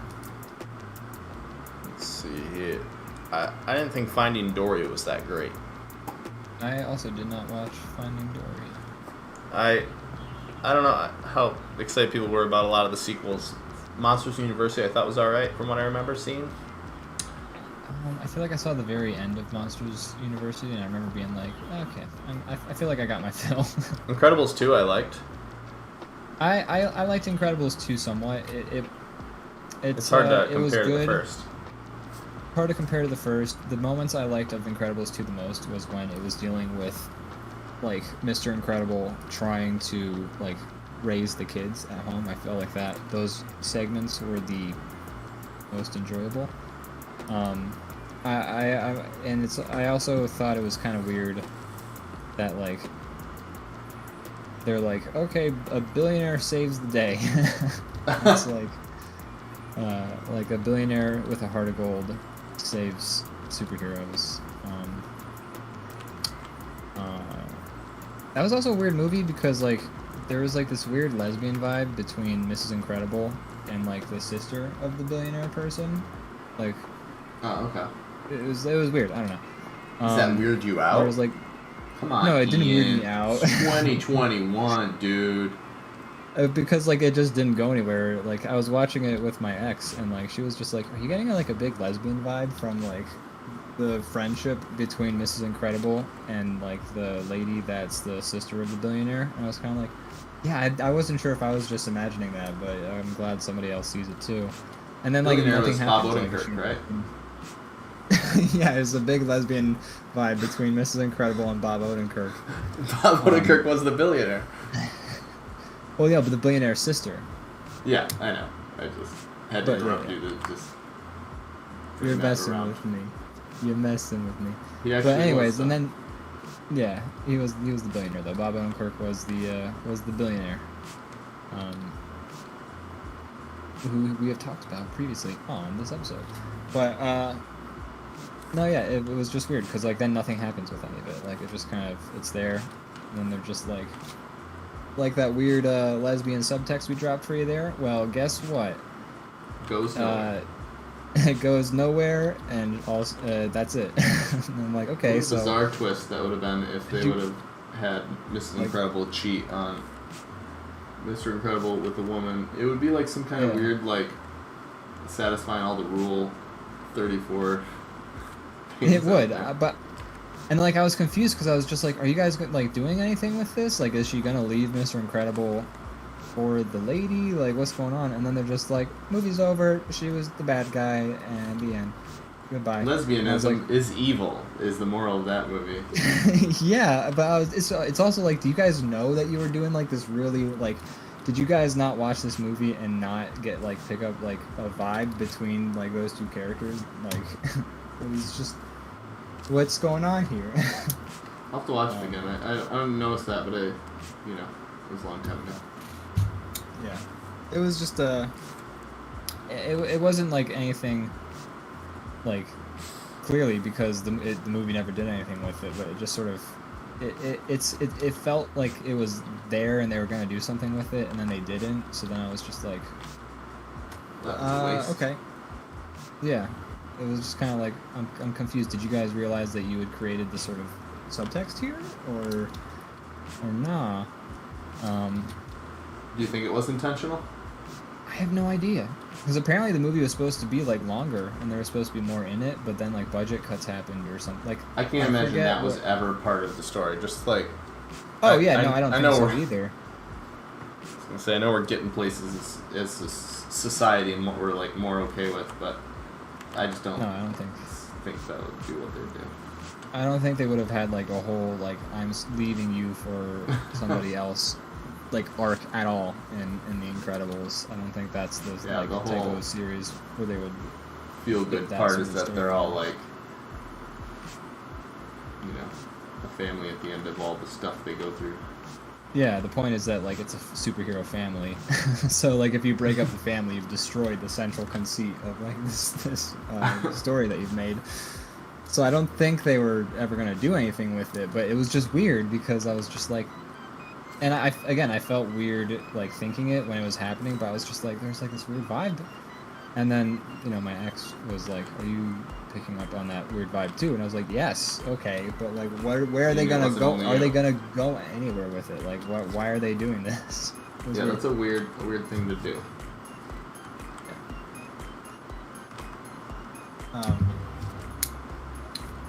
But anyways, my main problem with The Incredibles 2, though, was that the billionaire was the hero of the day. But otherwise, fun movie. I liked the parts where it was the family sort of being the superhero family. Like I liked it. It's fun because that like plays on the movie's strength the most when it's the family. That's I think also okay. I'm acting like I have a big problem with The Incredibles 2. I thought it was fine. Of all the Pixar sequels, it's probably the best one, aside from Toy Story 3, and I haven't seen Toy Story 4, so I can't actually say for certainty. 4 was boring. 4 was, to me, I was like, yeah. It's the first Toy Story that I was just like, not really that interested in. I watched it on a plane, so I don't know if that takes away from it or gives it a bonus. Yeah, I'm not sure. I feel like a plane is both the best and worst place to watch a movie. Like, it's the best place to watch a bad movie and the worst place to watch a good movie. Speaking of watching good movies on planes, when we came back from Alaska, we watched Whiplash, which is like won a number of awards, and I'm like, I want to finally watch this thing. It was good. What do you think? It's good. Time? But I don't know. I feel like you have no distractions on a plane, so yeah, that's correct. You're stuck in a little seat. You know where to go. Yeah, I think that's fair. Another problem I had with The Incredibles 2 was that, again, the fun part about the movie is, like, raising a family of superheroes as a superhero is hard, right? And then the movie, like, first thing it does is it's like, okay, first movie, we took it a while to get to the family of superheroes because the main character, or Mr. Incredible, was off on an island, and then when the family finally meets up, then we get, like, the family hijinks, sort of, but in this superhero scenario. And then the second movie's like, okay, well, now they're superheroes. We get to see what, like, fun hijinks will happen with the superhero family as superheroes at home. And then they're like, no, wait, but we're going to send Mrs. Incredible off to an island. We're going to an island again. Yeah, and there's another island. And another Incredible is on it. At no point will we ever have them all work together from the get-go. Oh, is that? Oh, yeah, from the get-go.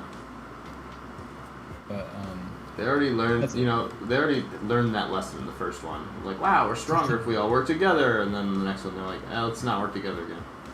Yeah. And then have to learn it again. So I feel like the movie could have had a more fun plot. Was Brad Bird on the second one too? I believe so. Yeah. Gotcha. But yeah. I would have been interested to see, like, because apparently, yeah, they had more planned for the movie, and it got cut because of, like, time or budget or something like that. Like, apparently something had happened with a release date for the movie. Like, some other movie was going to come out then when that movie was supposed to come out. So it either got moved up or the budget, or I don't know exactly, but something weird happened. That's a lame thing to affect. Yeah. What a dumb reason. But I'm curious, like, if the movie would have been improved. It's funny how selling the movie can get in the way of actually making the movie good. I know, right? So often. That'd be the most frustrating thing as, like, the creator or whatever, is just like, hey, so I'm making this movie, we have this awesome sequence plan, I had an epiphany last night, I'm writing it, it's gonna be shot, whatever. And then they're like, nah, dude, but here's the thing. We're not trying to sell this thing by Christmas anymore. Now it's a Thanksgiving movie, so you have $100,000 less to work with. And it's like, oh, fuck, okay. Guess I'll rewrite it again. And then also, like, I imagine with a lot of these properties, it's like, especially, like, Incredibles, like Brad Bird's, like, baby. It's like, you agree to do it, and then it gets whittled down after you agree to do it. And you're like, maybe I wouldn't have agreed to do it if I knew I wasn't gonna be able to actually make what I wanted to make.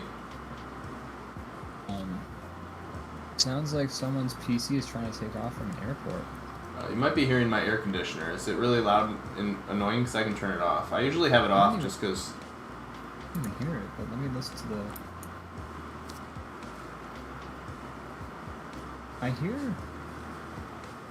I will say, I do hear a good number of AC in the stream, but I don't hear it when I talk to you. Huh.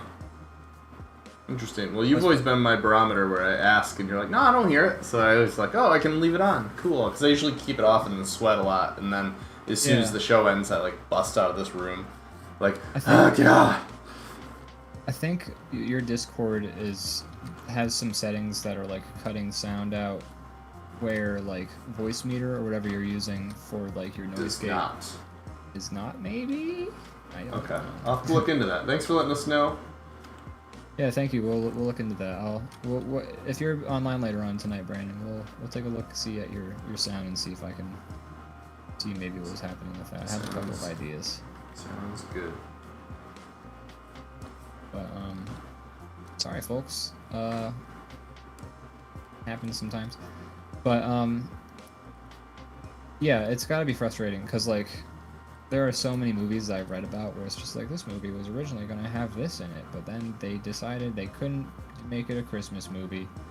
So they told the director to eat shit. And that happens like so often. And that also like kills a lot of movies, like once they get released, like the movie fucking like yeah. They're just like, oh, we didn't advertise it because we couldn't make it. And then people blame the people who made it. Like who were like the director. And they're like, look, man, I tried. Yeah. Fucked up, my dudes. So yeah, weird stuff. All that. I gave my guy a mohawk. You sure did. You look like an extra in Breaking Bad, or like Breaking Bad 10 year, like Mad Max, Breaking Mad Max. Whoa. I'd watch that. Yeah, I'd watch that too. But I mean, one time. Was that? What was Mad Max's day job before he decided to break bad? I think he was a cop. Oh yeah. He was a Hank. He was a Hank Schroeder. Right. Is that his last name in that movie? I don't know. Schrader? I think it's Schrader. They all call him Schrader. That's right. And then he always calls himself, like ASAC Schrader or something weird. And it's like, what is your name? Yeah, his ASAC is like his like job. Like he's the assigned control covert cop. Okay. Like Well, I never knew that. That makes a lot of sense. Yeah. I think he only starts calling himself that once he kills Tuco in Mexico. Because like he gets the promotion. Yeah. Hey, I'm ASAC Schrader. So Hank's kind of a dick. Yeah. He doesn't deserve Yeah, to they make get him- shot and killed, but you know. Yeah, they make him a dick from the get-go, but he's like a dick who gets better over time, I think, maybe? I'm not sure. Does he ever get less racist in that show? I don't know. Maybe a little bit. I mean, he then he like goes through some shit where he's like in physical therapy, and then he's just like a dick to his wife and stuff because he's mad. Horrible to his wife.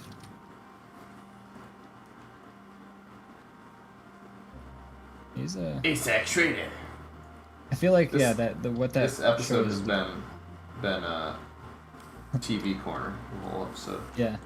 That's alright. I mean, we pretty much talk about like it's art of some variety, so you know Yeah. we're talking about art, we're drawing art. I think it's all valid.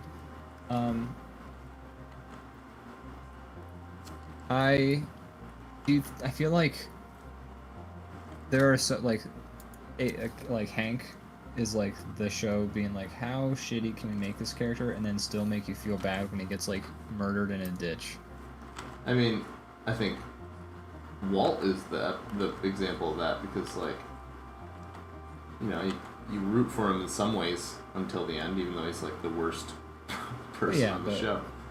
Walt is like Heisenberg's theory of change or whatever, where like an object that goes through something changes over time. There's like it's like a theory, but like it's about like Hank or Walter is like the show being like, let's take this like meek, mild-mannered guy and then make him a fucking evil drug kingpin, and then Hank's just like, this guy is just an asshole, and let's see if you feel bad when we murder him in a ditch.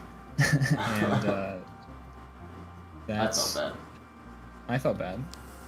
I was like, damn, this show is ending soon. I liked that show. It was a good one. That's a great show. I've seen it again in like the last 3 years, I would say. Maybe 4. In the last 4 years, I've seen it again. Good show. Yeah, same. I rewatched it recently, and then we've been watching Better Call Saul. I mean, we're caught up as far as it's aired, and I like that a lot. It might objectively be a better show. It's hard to say. I think I'll forever like Breaking Bad more because it was, I don't know, the first one I saw, and it was phenomenal though. I mean, it was a great show. I just loved it. I don't know, maybe I like Breaking Bad better. I do hear a lot of people say that they might think that Better Call Saul is a breaking show. I think I like Breaking Bad better. Wait, did I say Better Call Saul is a breaking show? Yeah. Go ahead. That's what they call shows in the breaking universe. That's right. A breaking show. I think Better Call Saul's a better show. Or no, I think Breaking Bad's a better show, but Breaking Bad... Wait, let me say this one more time. I think Breaking Bad is a better show, but I think Better Call Saul has better pacing. Interesting. Because I think... I didn't really feel this way. I was like entertained the whole time, but the thing I always hear from people is they're like, they lose steam. They think Breaking Bad gets too slow in the middle or gets too like... It gets pretty slow in season 2. I hear that a lot. I personally just like enjoyed it the whole way through, but I do hear that all the time, so it must be a real issue. Yeah. Like so like season 2 was hard for me to get through because in season 2, like they'd kind of done some drug stuff, and so now it was like this weird in between where they're like, well, we gotta do more drug stuff, but like how are we gonna do it? And then it's like them figuring out how to do more drug stuff. But then at the same time, like every episode was starting with like them fishing a teddy bear out of a pool, and you'd have to watch that for like 3 minutes, and then the rest of the show, the episode would be like, okay, like let's figure out how to get more drug stuff. But then the payoff at the very, very end of it is like so worth all the waiting you do, because that shit was so fucking dope. That's the thing about Breaking Bad, that show knew how to do a payoff. Yeah, it makes it feel worth it. Yeah, like they would like you'd wait forever, and then like one super dope thing would happen, and you'd be like, that was worth all the waiting. The waiting made it better. Like there's like my like I love the episode where, I'm just gonna fucking spoil shit because that show's old now, but I love the episode where Jesse wants to like kill those gangsters who killed the kid. Yeah. And Walter is like says no, don't, and then Jesse's like, I'll poison them with ricin, and then like Walter tells Gus, and then Gus just says like, hey Jesse, don't kill my guys.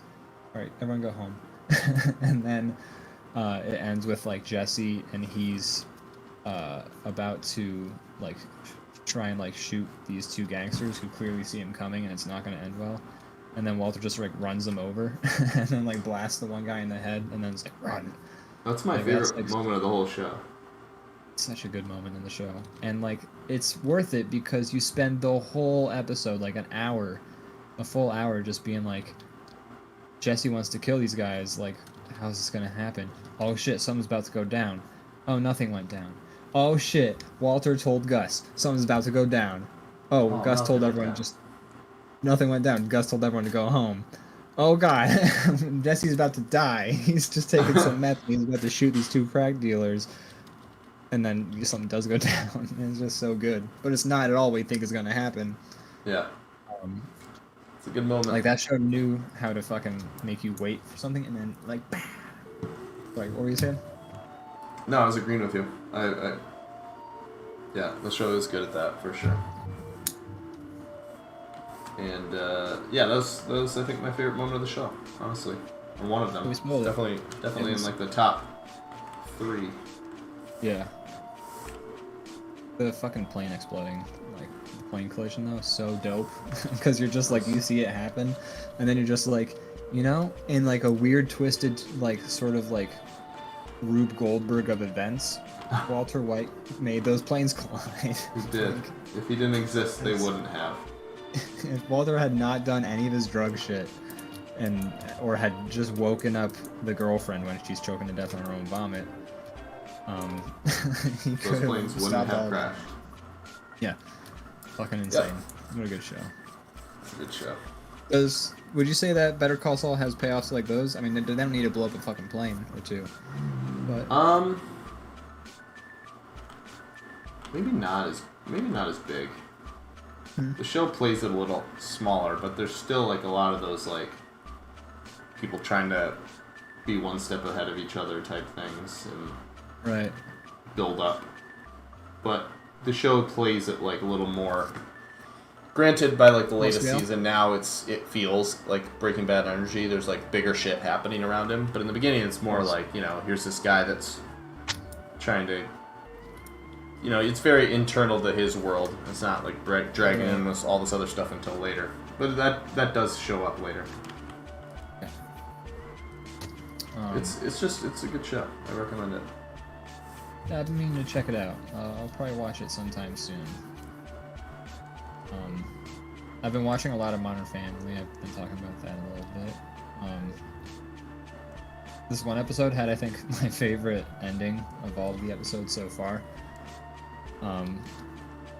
Because like the episode is like it's all about the kids like having these issues or whatever, and the mom's like, this is an issue. So and so that like the dad's like, I think our daughter's studying too much. The one who's like always like studying. Yeah. She just studies all the time, and so like she's cramming for the exam, and she's like stressing herself out over it. He's like, she's studying too much. She's got to take a break. And then the mom's like, no, it's our other daughter. She's a flake. She's got to get a job. And he's just like, no, she's fine. And then the whole episode happens, events unfold, and then at the end, it's like they find out that the daughter who the mom was concerned about was doing fine. And then, like, all of a sudden, like, at the very end of the episode, the other daughter who the mom was like, let's not worry about her, she comes down and she's, like, having a mental breakdown. And they're like, oh no, we gotta help you. And then, like, the mom and the daughter are walking away, and then the dad just goes, you were wrong about everything! And that's like the last thing, and then like they have a little post-credits sequence that happens. They have like really funny like little 30-second like shorts when the credits are happening, but like it was just so funny that I love Phil Dunphy. to end the episode. He's a good character. Yeah, it's a great show. It's a really, like, my parents hate the show. And, Oh, really? yeah, they're just like I don't like the show, and I'm like, okay. And like I like it too, but we all like Big Bang Theory, and you're okay with that, but like Modern Family's like too much for you. It's dumb. I would say Modern Family is a better show. Oh, you think? I think so. But It's hard to decide between the two. You know, Big Bang Theory offers a lot of quality entertainment. It does. Got Billy Bob Thornton in it sometimes in one episode. Oh, well, you're right. I'm sold. I think I'll watch the whole Bada bing, series. bada boom. Bazinga. Bazinga.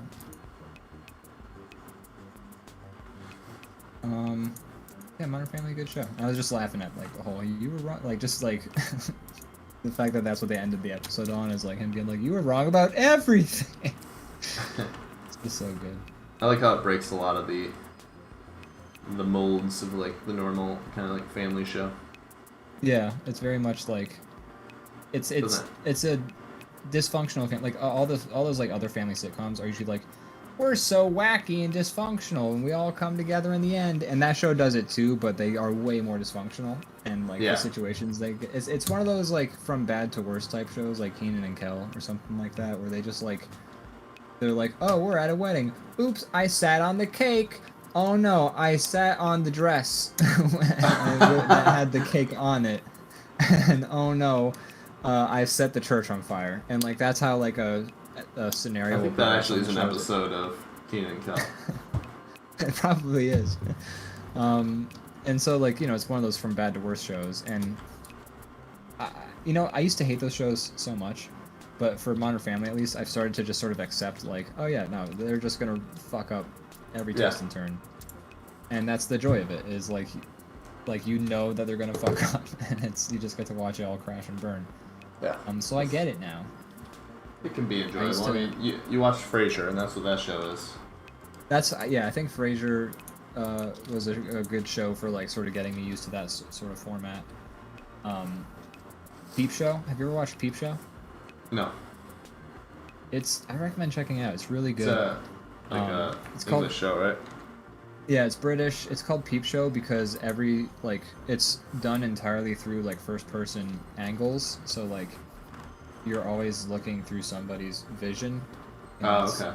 Like the whole show, and at first it's kind of like you're like, oh yeah, we're looking through everyone's eyes, and you kind of get really used to it at the end. So then when you go back to other shows, you're just like, wait, so whose viewpoint are we watching this scene from? That would be a hard one to get used to, but I can see it being hard to get unused to.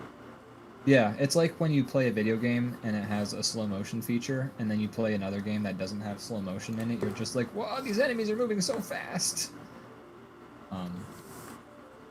And you also have to get used to slow motion in the first place. But anyways, it's one of those shows where things go from bad to worse, like constantly. But it's like because the main characters are just unrepentant like assholes. And at first, I had a hard time watching the show because things were just going so bad for them. And then I was just watching one episode and it clicked, and I was just like, "Oh, these are terrible people. I don't care if their lives get destroyed." Like, yeah, it's like It's Always Sunny. Like you. Exactly.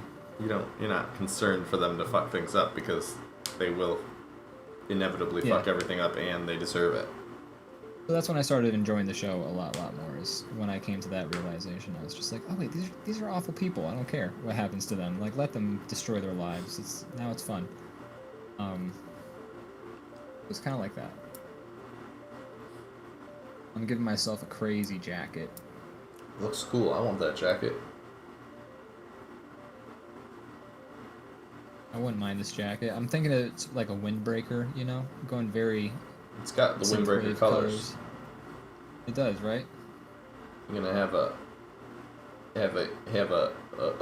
green in there, like a teal. I was gonna put a yellow at the. Yellow will work. Yellow will work. I might play. You're doing like the last color. So far, your red and blue are like rose art, red and blue. Yeah. It's very accurate. Good. Why was that a thing?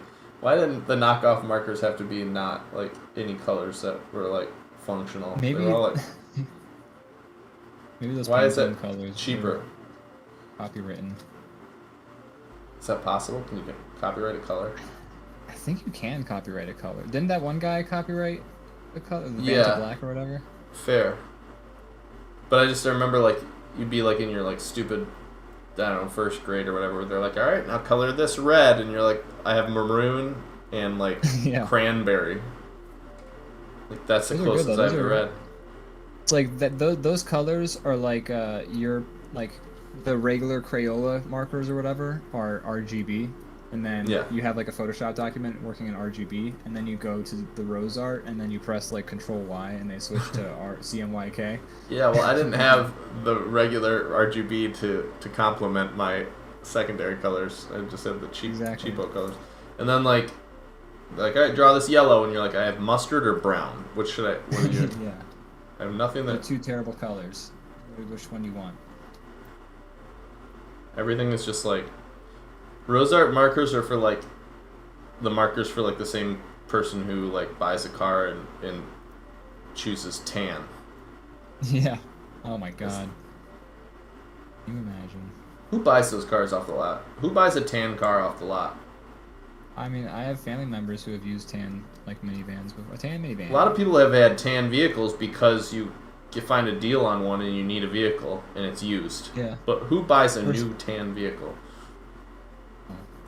Like Who is they that probably person? don't. That's why they're on sale. Is they're like, we couldn't sell this because it's tan. Why did they make that? They would, if nobody bought them new, they wouldn't make them. Somebody's buying tan like day one full Probably, price like- tan vehicle.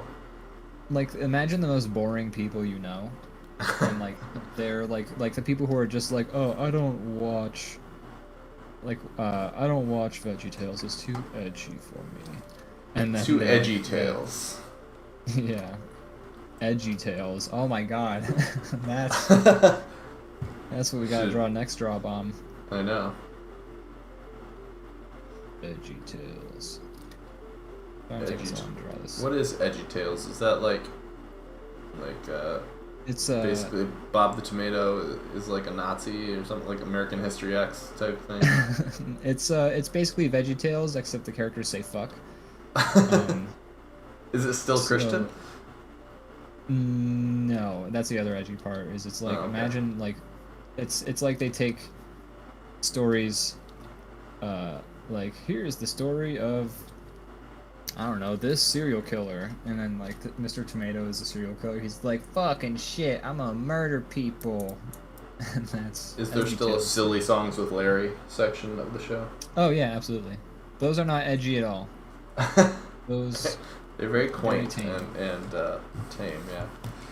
But then Mr. Tomato will come in and he'll smash the set and be like, "Fuck your fucking song, you fuck." So let's see. It was Bob the Tomato. Yeah, I was about to ask. Like, you know names from VeggieTales. I do. did I you went to know- a Christian school as a kid. So I am aware this of was this like past. one of the few things they could show you that didn't like contradict the brainwashing. Yeah. But I was gonna ask you about. there's Larry the Cucumber. Trying to remember anybody else's name. How many VeggieTales would you say you watched as a child? All of them. Not too many though. Probably. Like they still make those, right? Like. Oh, okay. I don't know if they do, but okay. Let's Oh, I say don't up know. until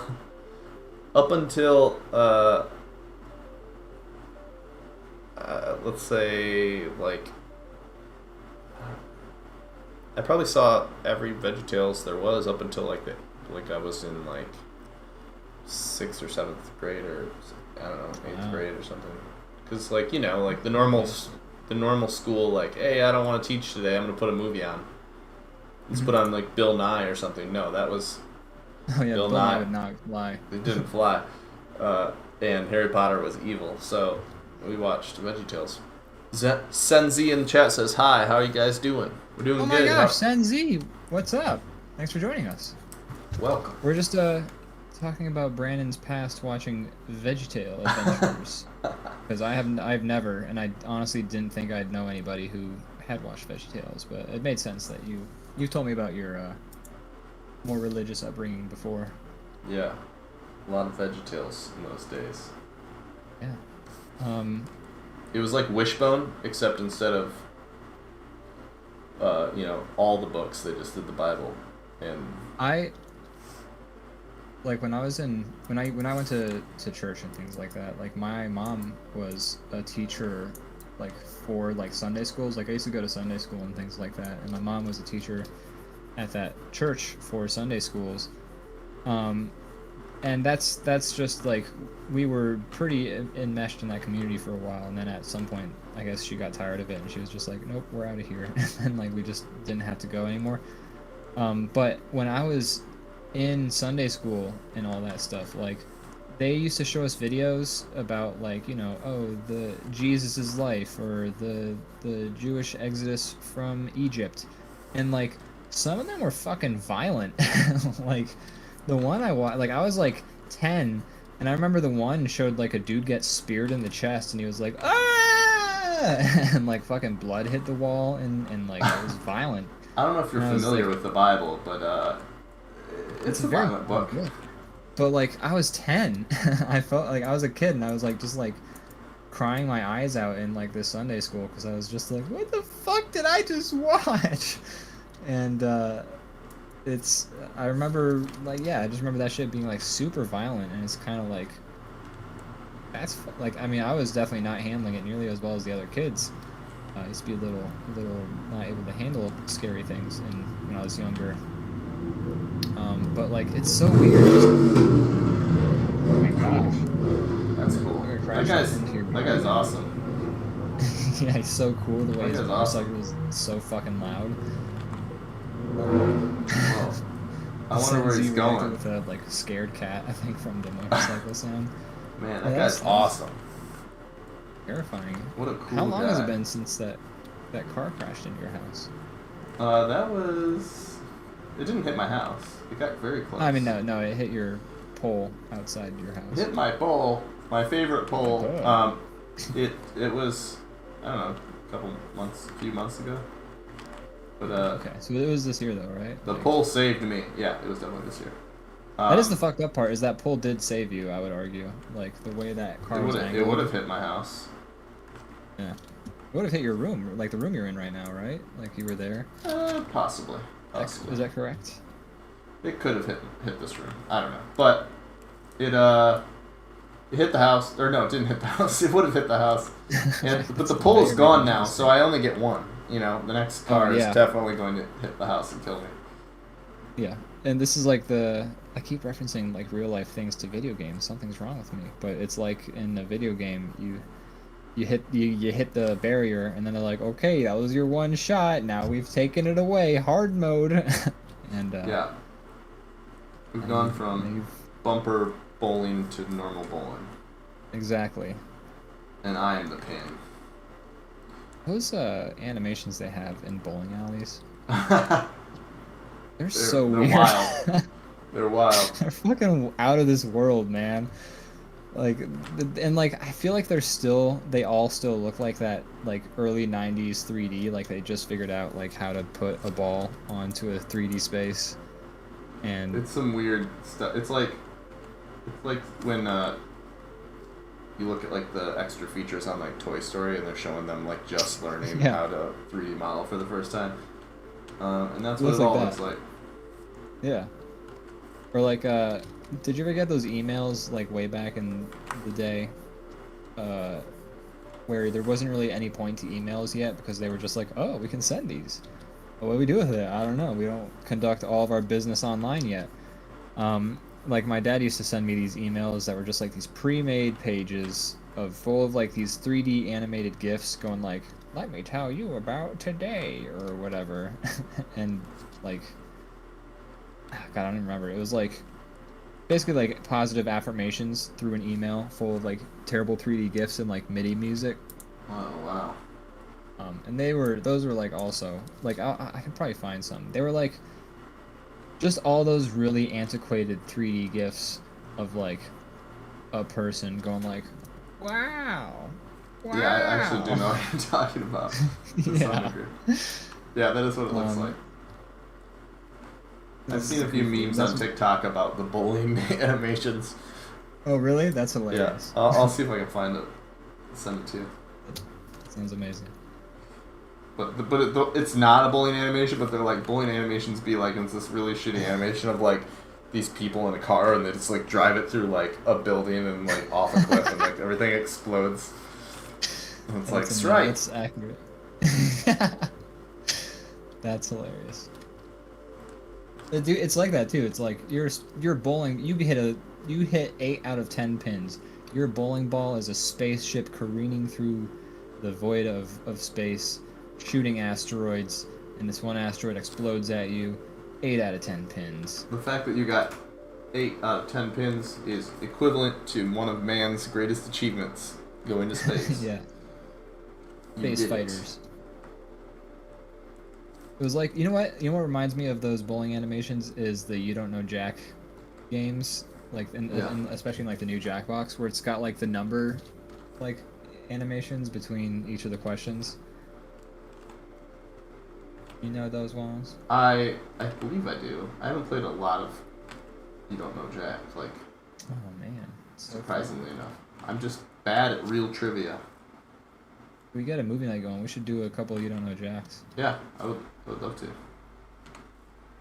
Made for only 4 people. No more, maybe less. They're fun though. I have a good time with them. I like and so it's weird because in the You Don't Know Jack for Jackbox Party Pack 6 or 5 or whatever the fuck, it's all randomized questions, but like for the first party pack, it's like they have episodes. They have like 50 episodes of just like a sequence of the same question. And I enjoy the episodes because it's all got like a through line usually through each of the episodes, but also once you've played them, you have to like wait 2 years or else it's kind of like cheating because you already got those questions before Right. in that order. So, you know, there's pros and cons to both formats. And that's all I have to say about that. Yeah, those games are great, but yeah, you do once you've played them enough, you can't play them anymore. Like a Fibbage. Yeah, Fibbage has a very small number of questions. I think forgot the newest one kind of found a way to fix that because you can play like some version where you're kind of coming up with things yourself completely. I forget what it is exactly, but it kind of keeps it fresh as long as you want to play it. They have that one where it's like enough about you, where it's like it's a bit like, oh, what is Derek's deal? You know? Yeah, I'm excited for the new pack. There seems to be some fun ones in there. Yeah, I'm excited. Have you seen anything about it? Because I have not. I have. I don't recall everything I saw, but I know one of them is a new drawful, but it has animation in it now. Oh, fun. So that'll be fun. And then I think there was one other drawing game that I can't remember that I thought sounded fun. I actually read what all of them are, and I don't remember. But Wheel of Enormous Proportions. Weapons Drawn is one of them. yeah, that's the other drawing game, Weapons Drawn. I don't know how it works exactly, but something where you draw things like a battle type thing. I really liked the one with the characters. The the like arena one. Yeah, that one's really fun. They really seem to like get a lot of mileage out of the drawing games in those party packs. Yeah, I enjoy them a lot, but when I'm playing with like my normal friends, none of them want to play those ones. Yeah. But when I play with like you guys online, everybody likes those ones. So. I feel like I meet people who they either like I tried to play some of them with my parents, and they like the You Don't Know Jack games because they're quiz games. But we tried to play like Quiplash with them. My mom was like, "I hate this. I hate being creative." And I was just like, "Jeez, okay." Like, that's sad. Yeah. Sorry, you don't like to. Maybe she just doesn't like the pressure. I think that's a thing for a lot of people. Is they don't like how they feel like they're judged if it's not funny or whatever. Yeah, yeah. I mean, I played I brought the party packs to like a friend's party the one time. We actually did play some of them, and like we played the one where it's patently stupid, where you come up with the invention and then you have to like pitch it. I love that one. And we didn't enforce a rule where like you have to pitch your invention, which I wish I could because I think it's more fun when people pitch their invention. It's an important detail of that game. Yeah, a lot of people don't want to do it though. But this one couple, they both started pitching. Like I was pitching my inventions, and then no one else was. And then this one couple, they started to pitch their inventions, and that kind of got the ball rolling. And by the end, everyone was pitching their inventions. Oh, that's just awesome. like, this is how it's supposed to be done. Yeah, we always do make that rule that you have to do it if we're playing with our friends. Yeah, it just, I mean, I didn't know these people enough to be setting down rules. Like, it was a different friend's party. Yeah, but... Not saying you should have in that situation. Yeah, absolutely. But in normal scenarios, I'm like, hey guys, we have to present. Like, that's just way more fun that way. Yeah. I like that Talking Points game that they have in, I think, the newest pack. Like, yeah, it's hit or miss, like, how it actually works, but when it works, it's really fun. Yeah, I've had some really fun PowerPoints that people have given. Yeah, I like that game a lot, but it is like hit or miss, and nobody wants to play it though because it's like very like presenty. Like you have to present, and a lot of people just don't like. They just have like a natural stage fright. So. Right.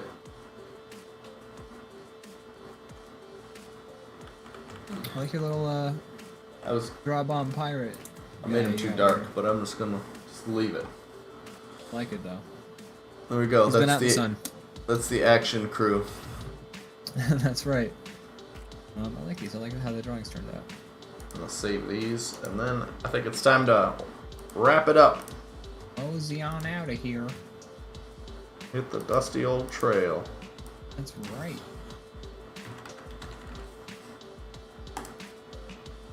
Well, Ian.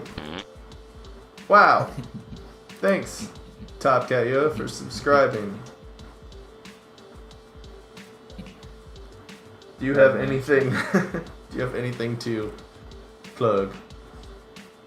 Well, you know, I do this stupid show every Monday, 8 p.m. Eastern Standard Time, or Eastern You do. Daylight Tell me more. Savings Time. It's called DrawBomb, Oh. and what it is I talk with this guy who I hate. Oh Can't no. stand him. Oh God. I don't want to hear about this show anymore. Yeah. Sucks. Don't watch it. Oh my gosh. It doesn't help A, our case when we do raving review.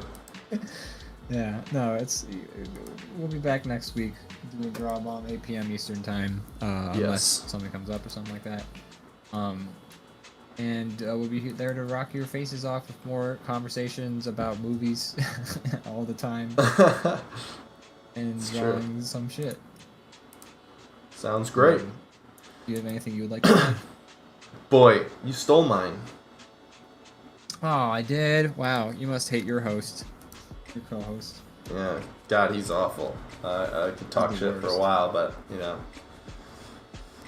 Who needs Yeah, to hear watch. Thanks for watching the show, Leviathan Den, Senzi, Maddie F. We Yeah, thank you appreciate it. Every day, Yes. we appreciate you. You guys are awesome. Yeah. But yeah, I think that's it. Play us off. All right. Play us off? But play us off? What does that mean? Play us. Play us off. Play us off.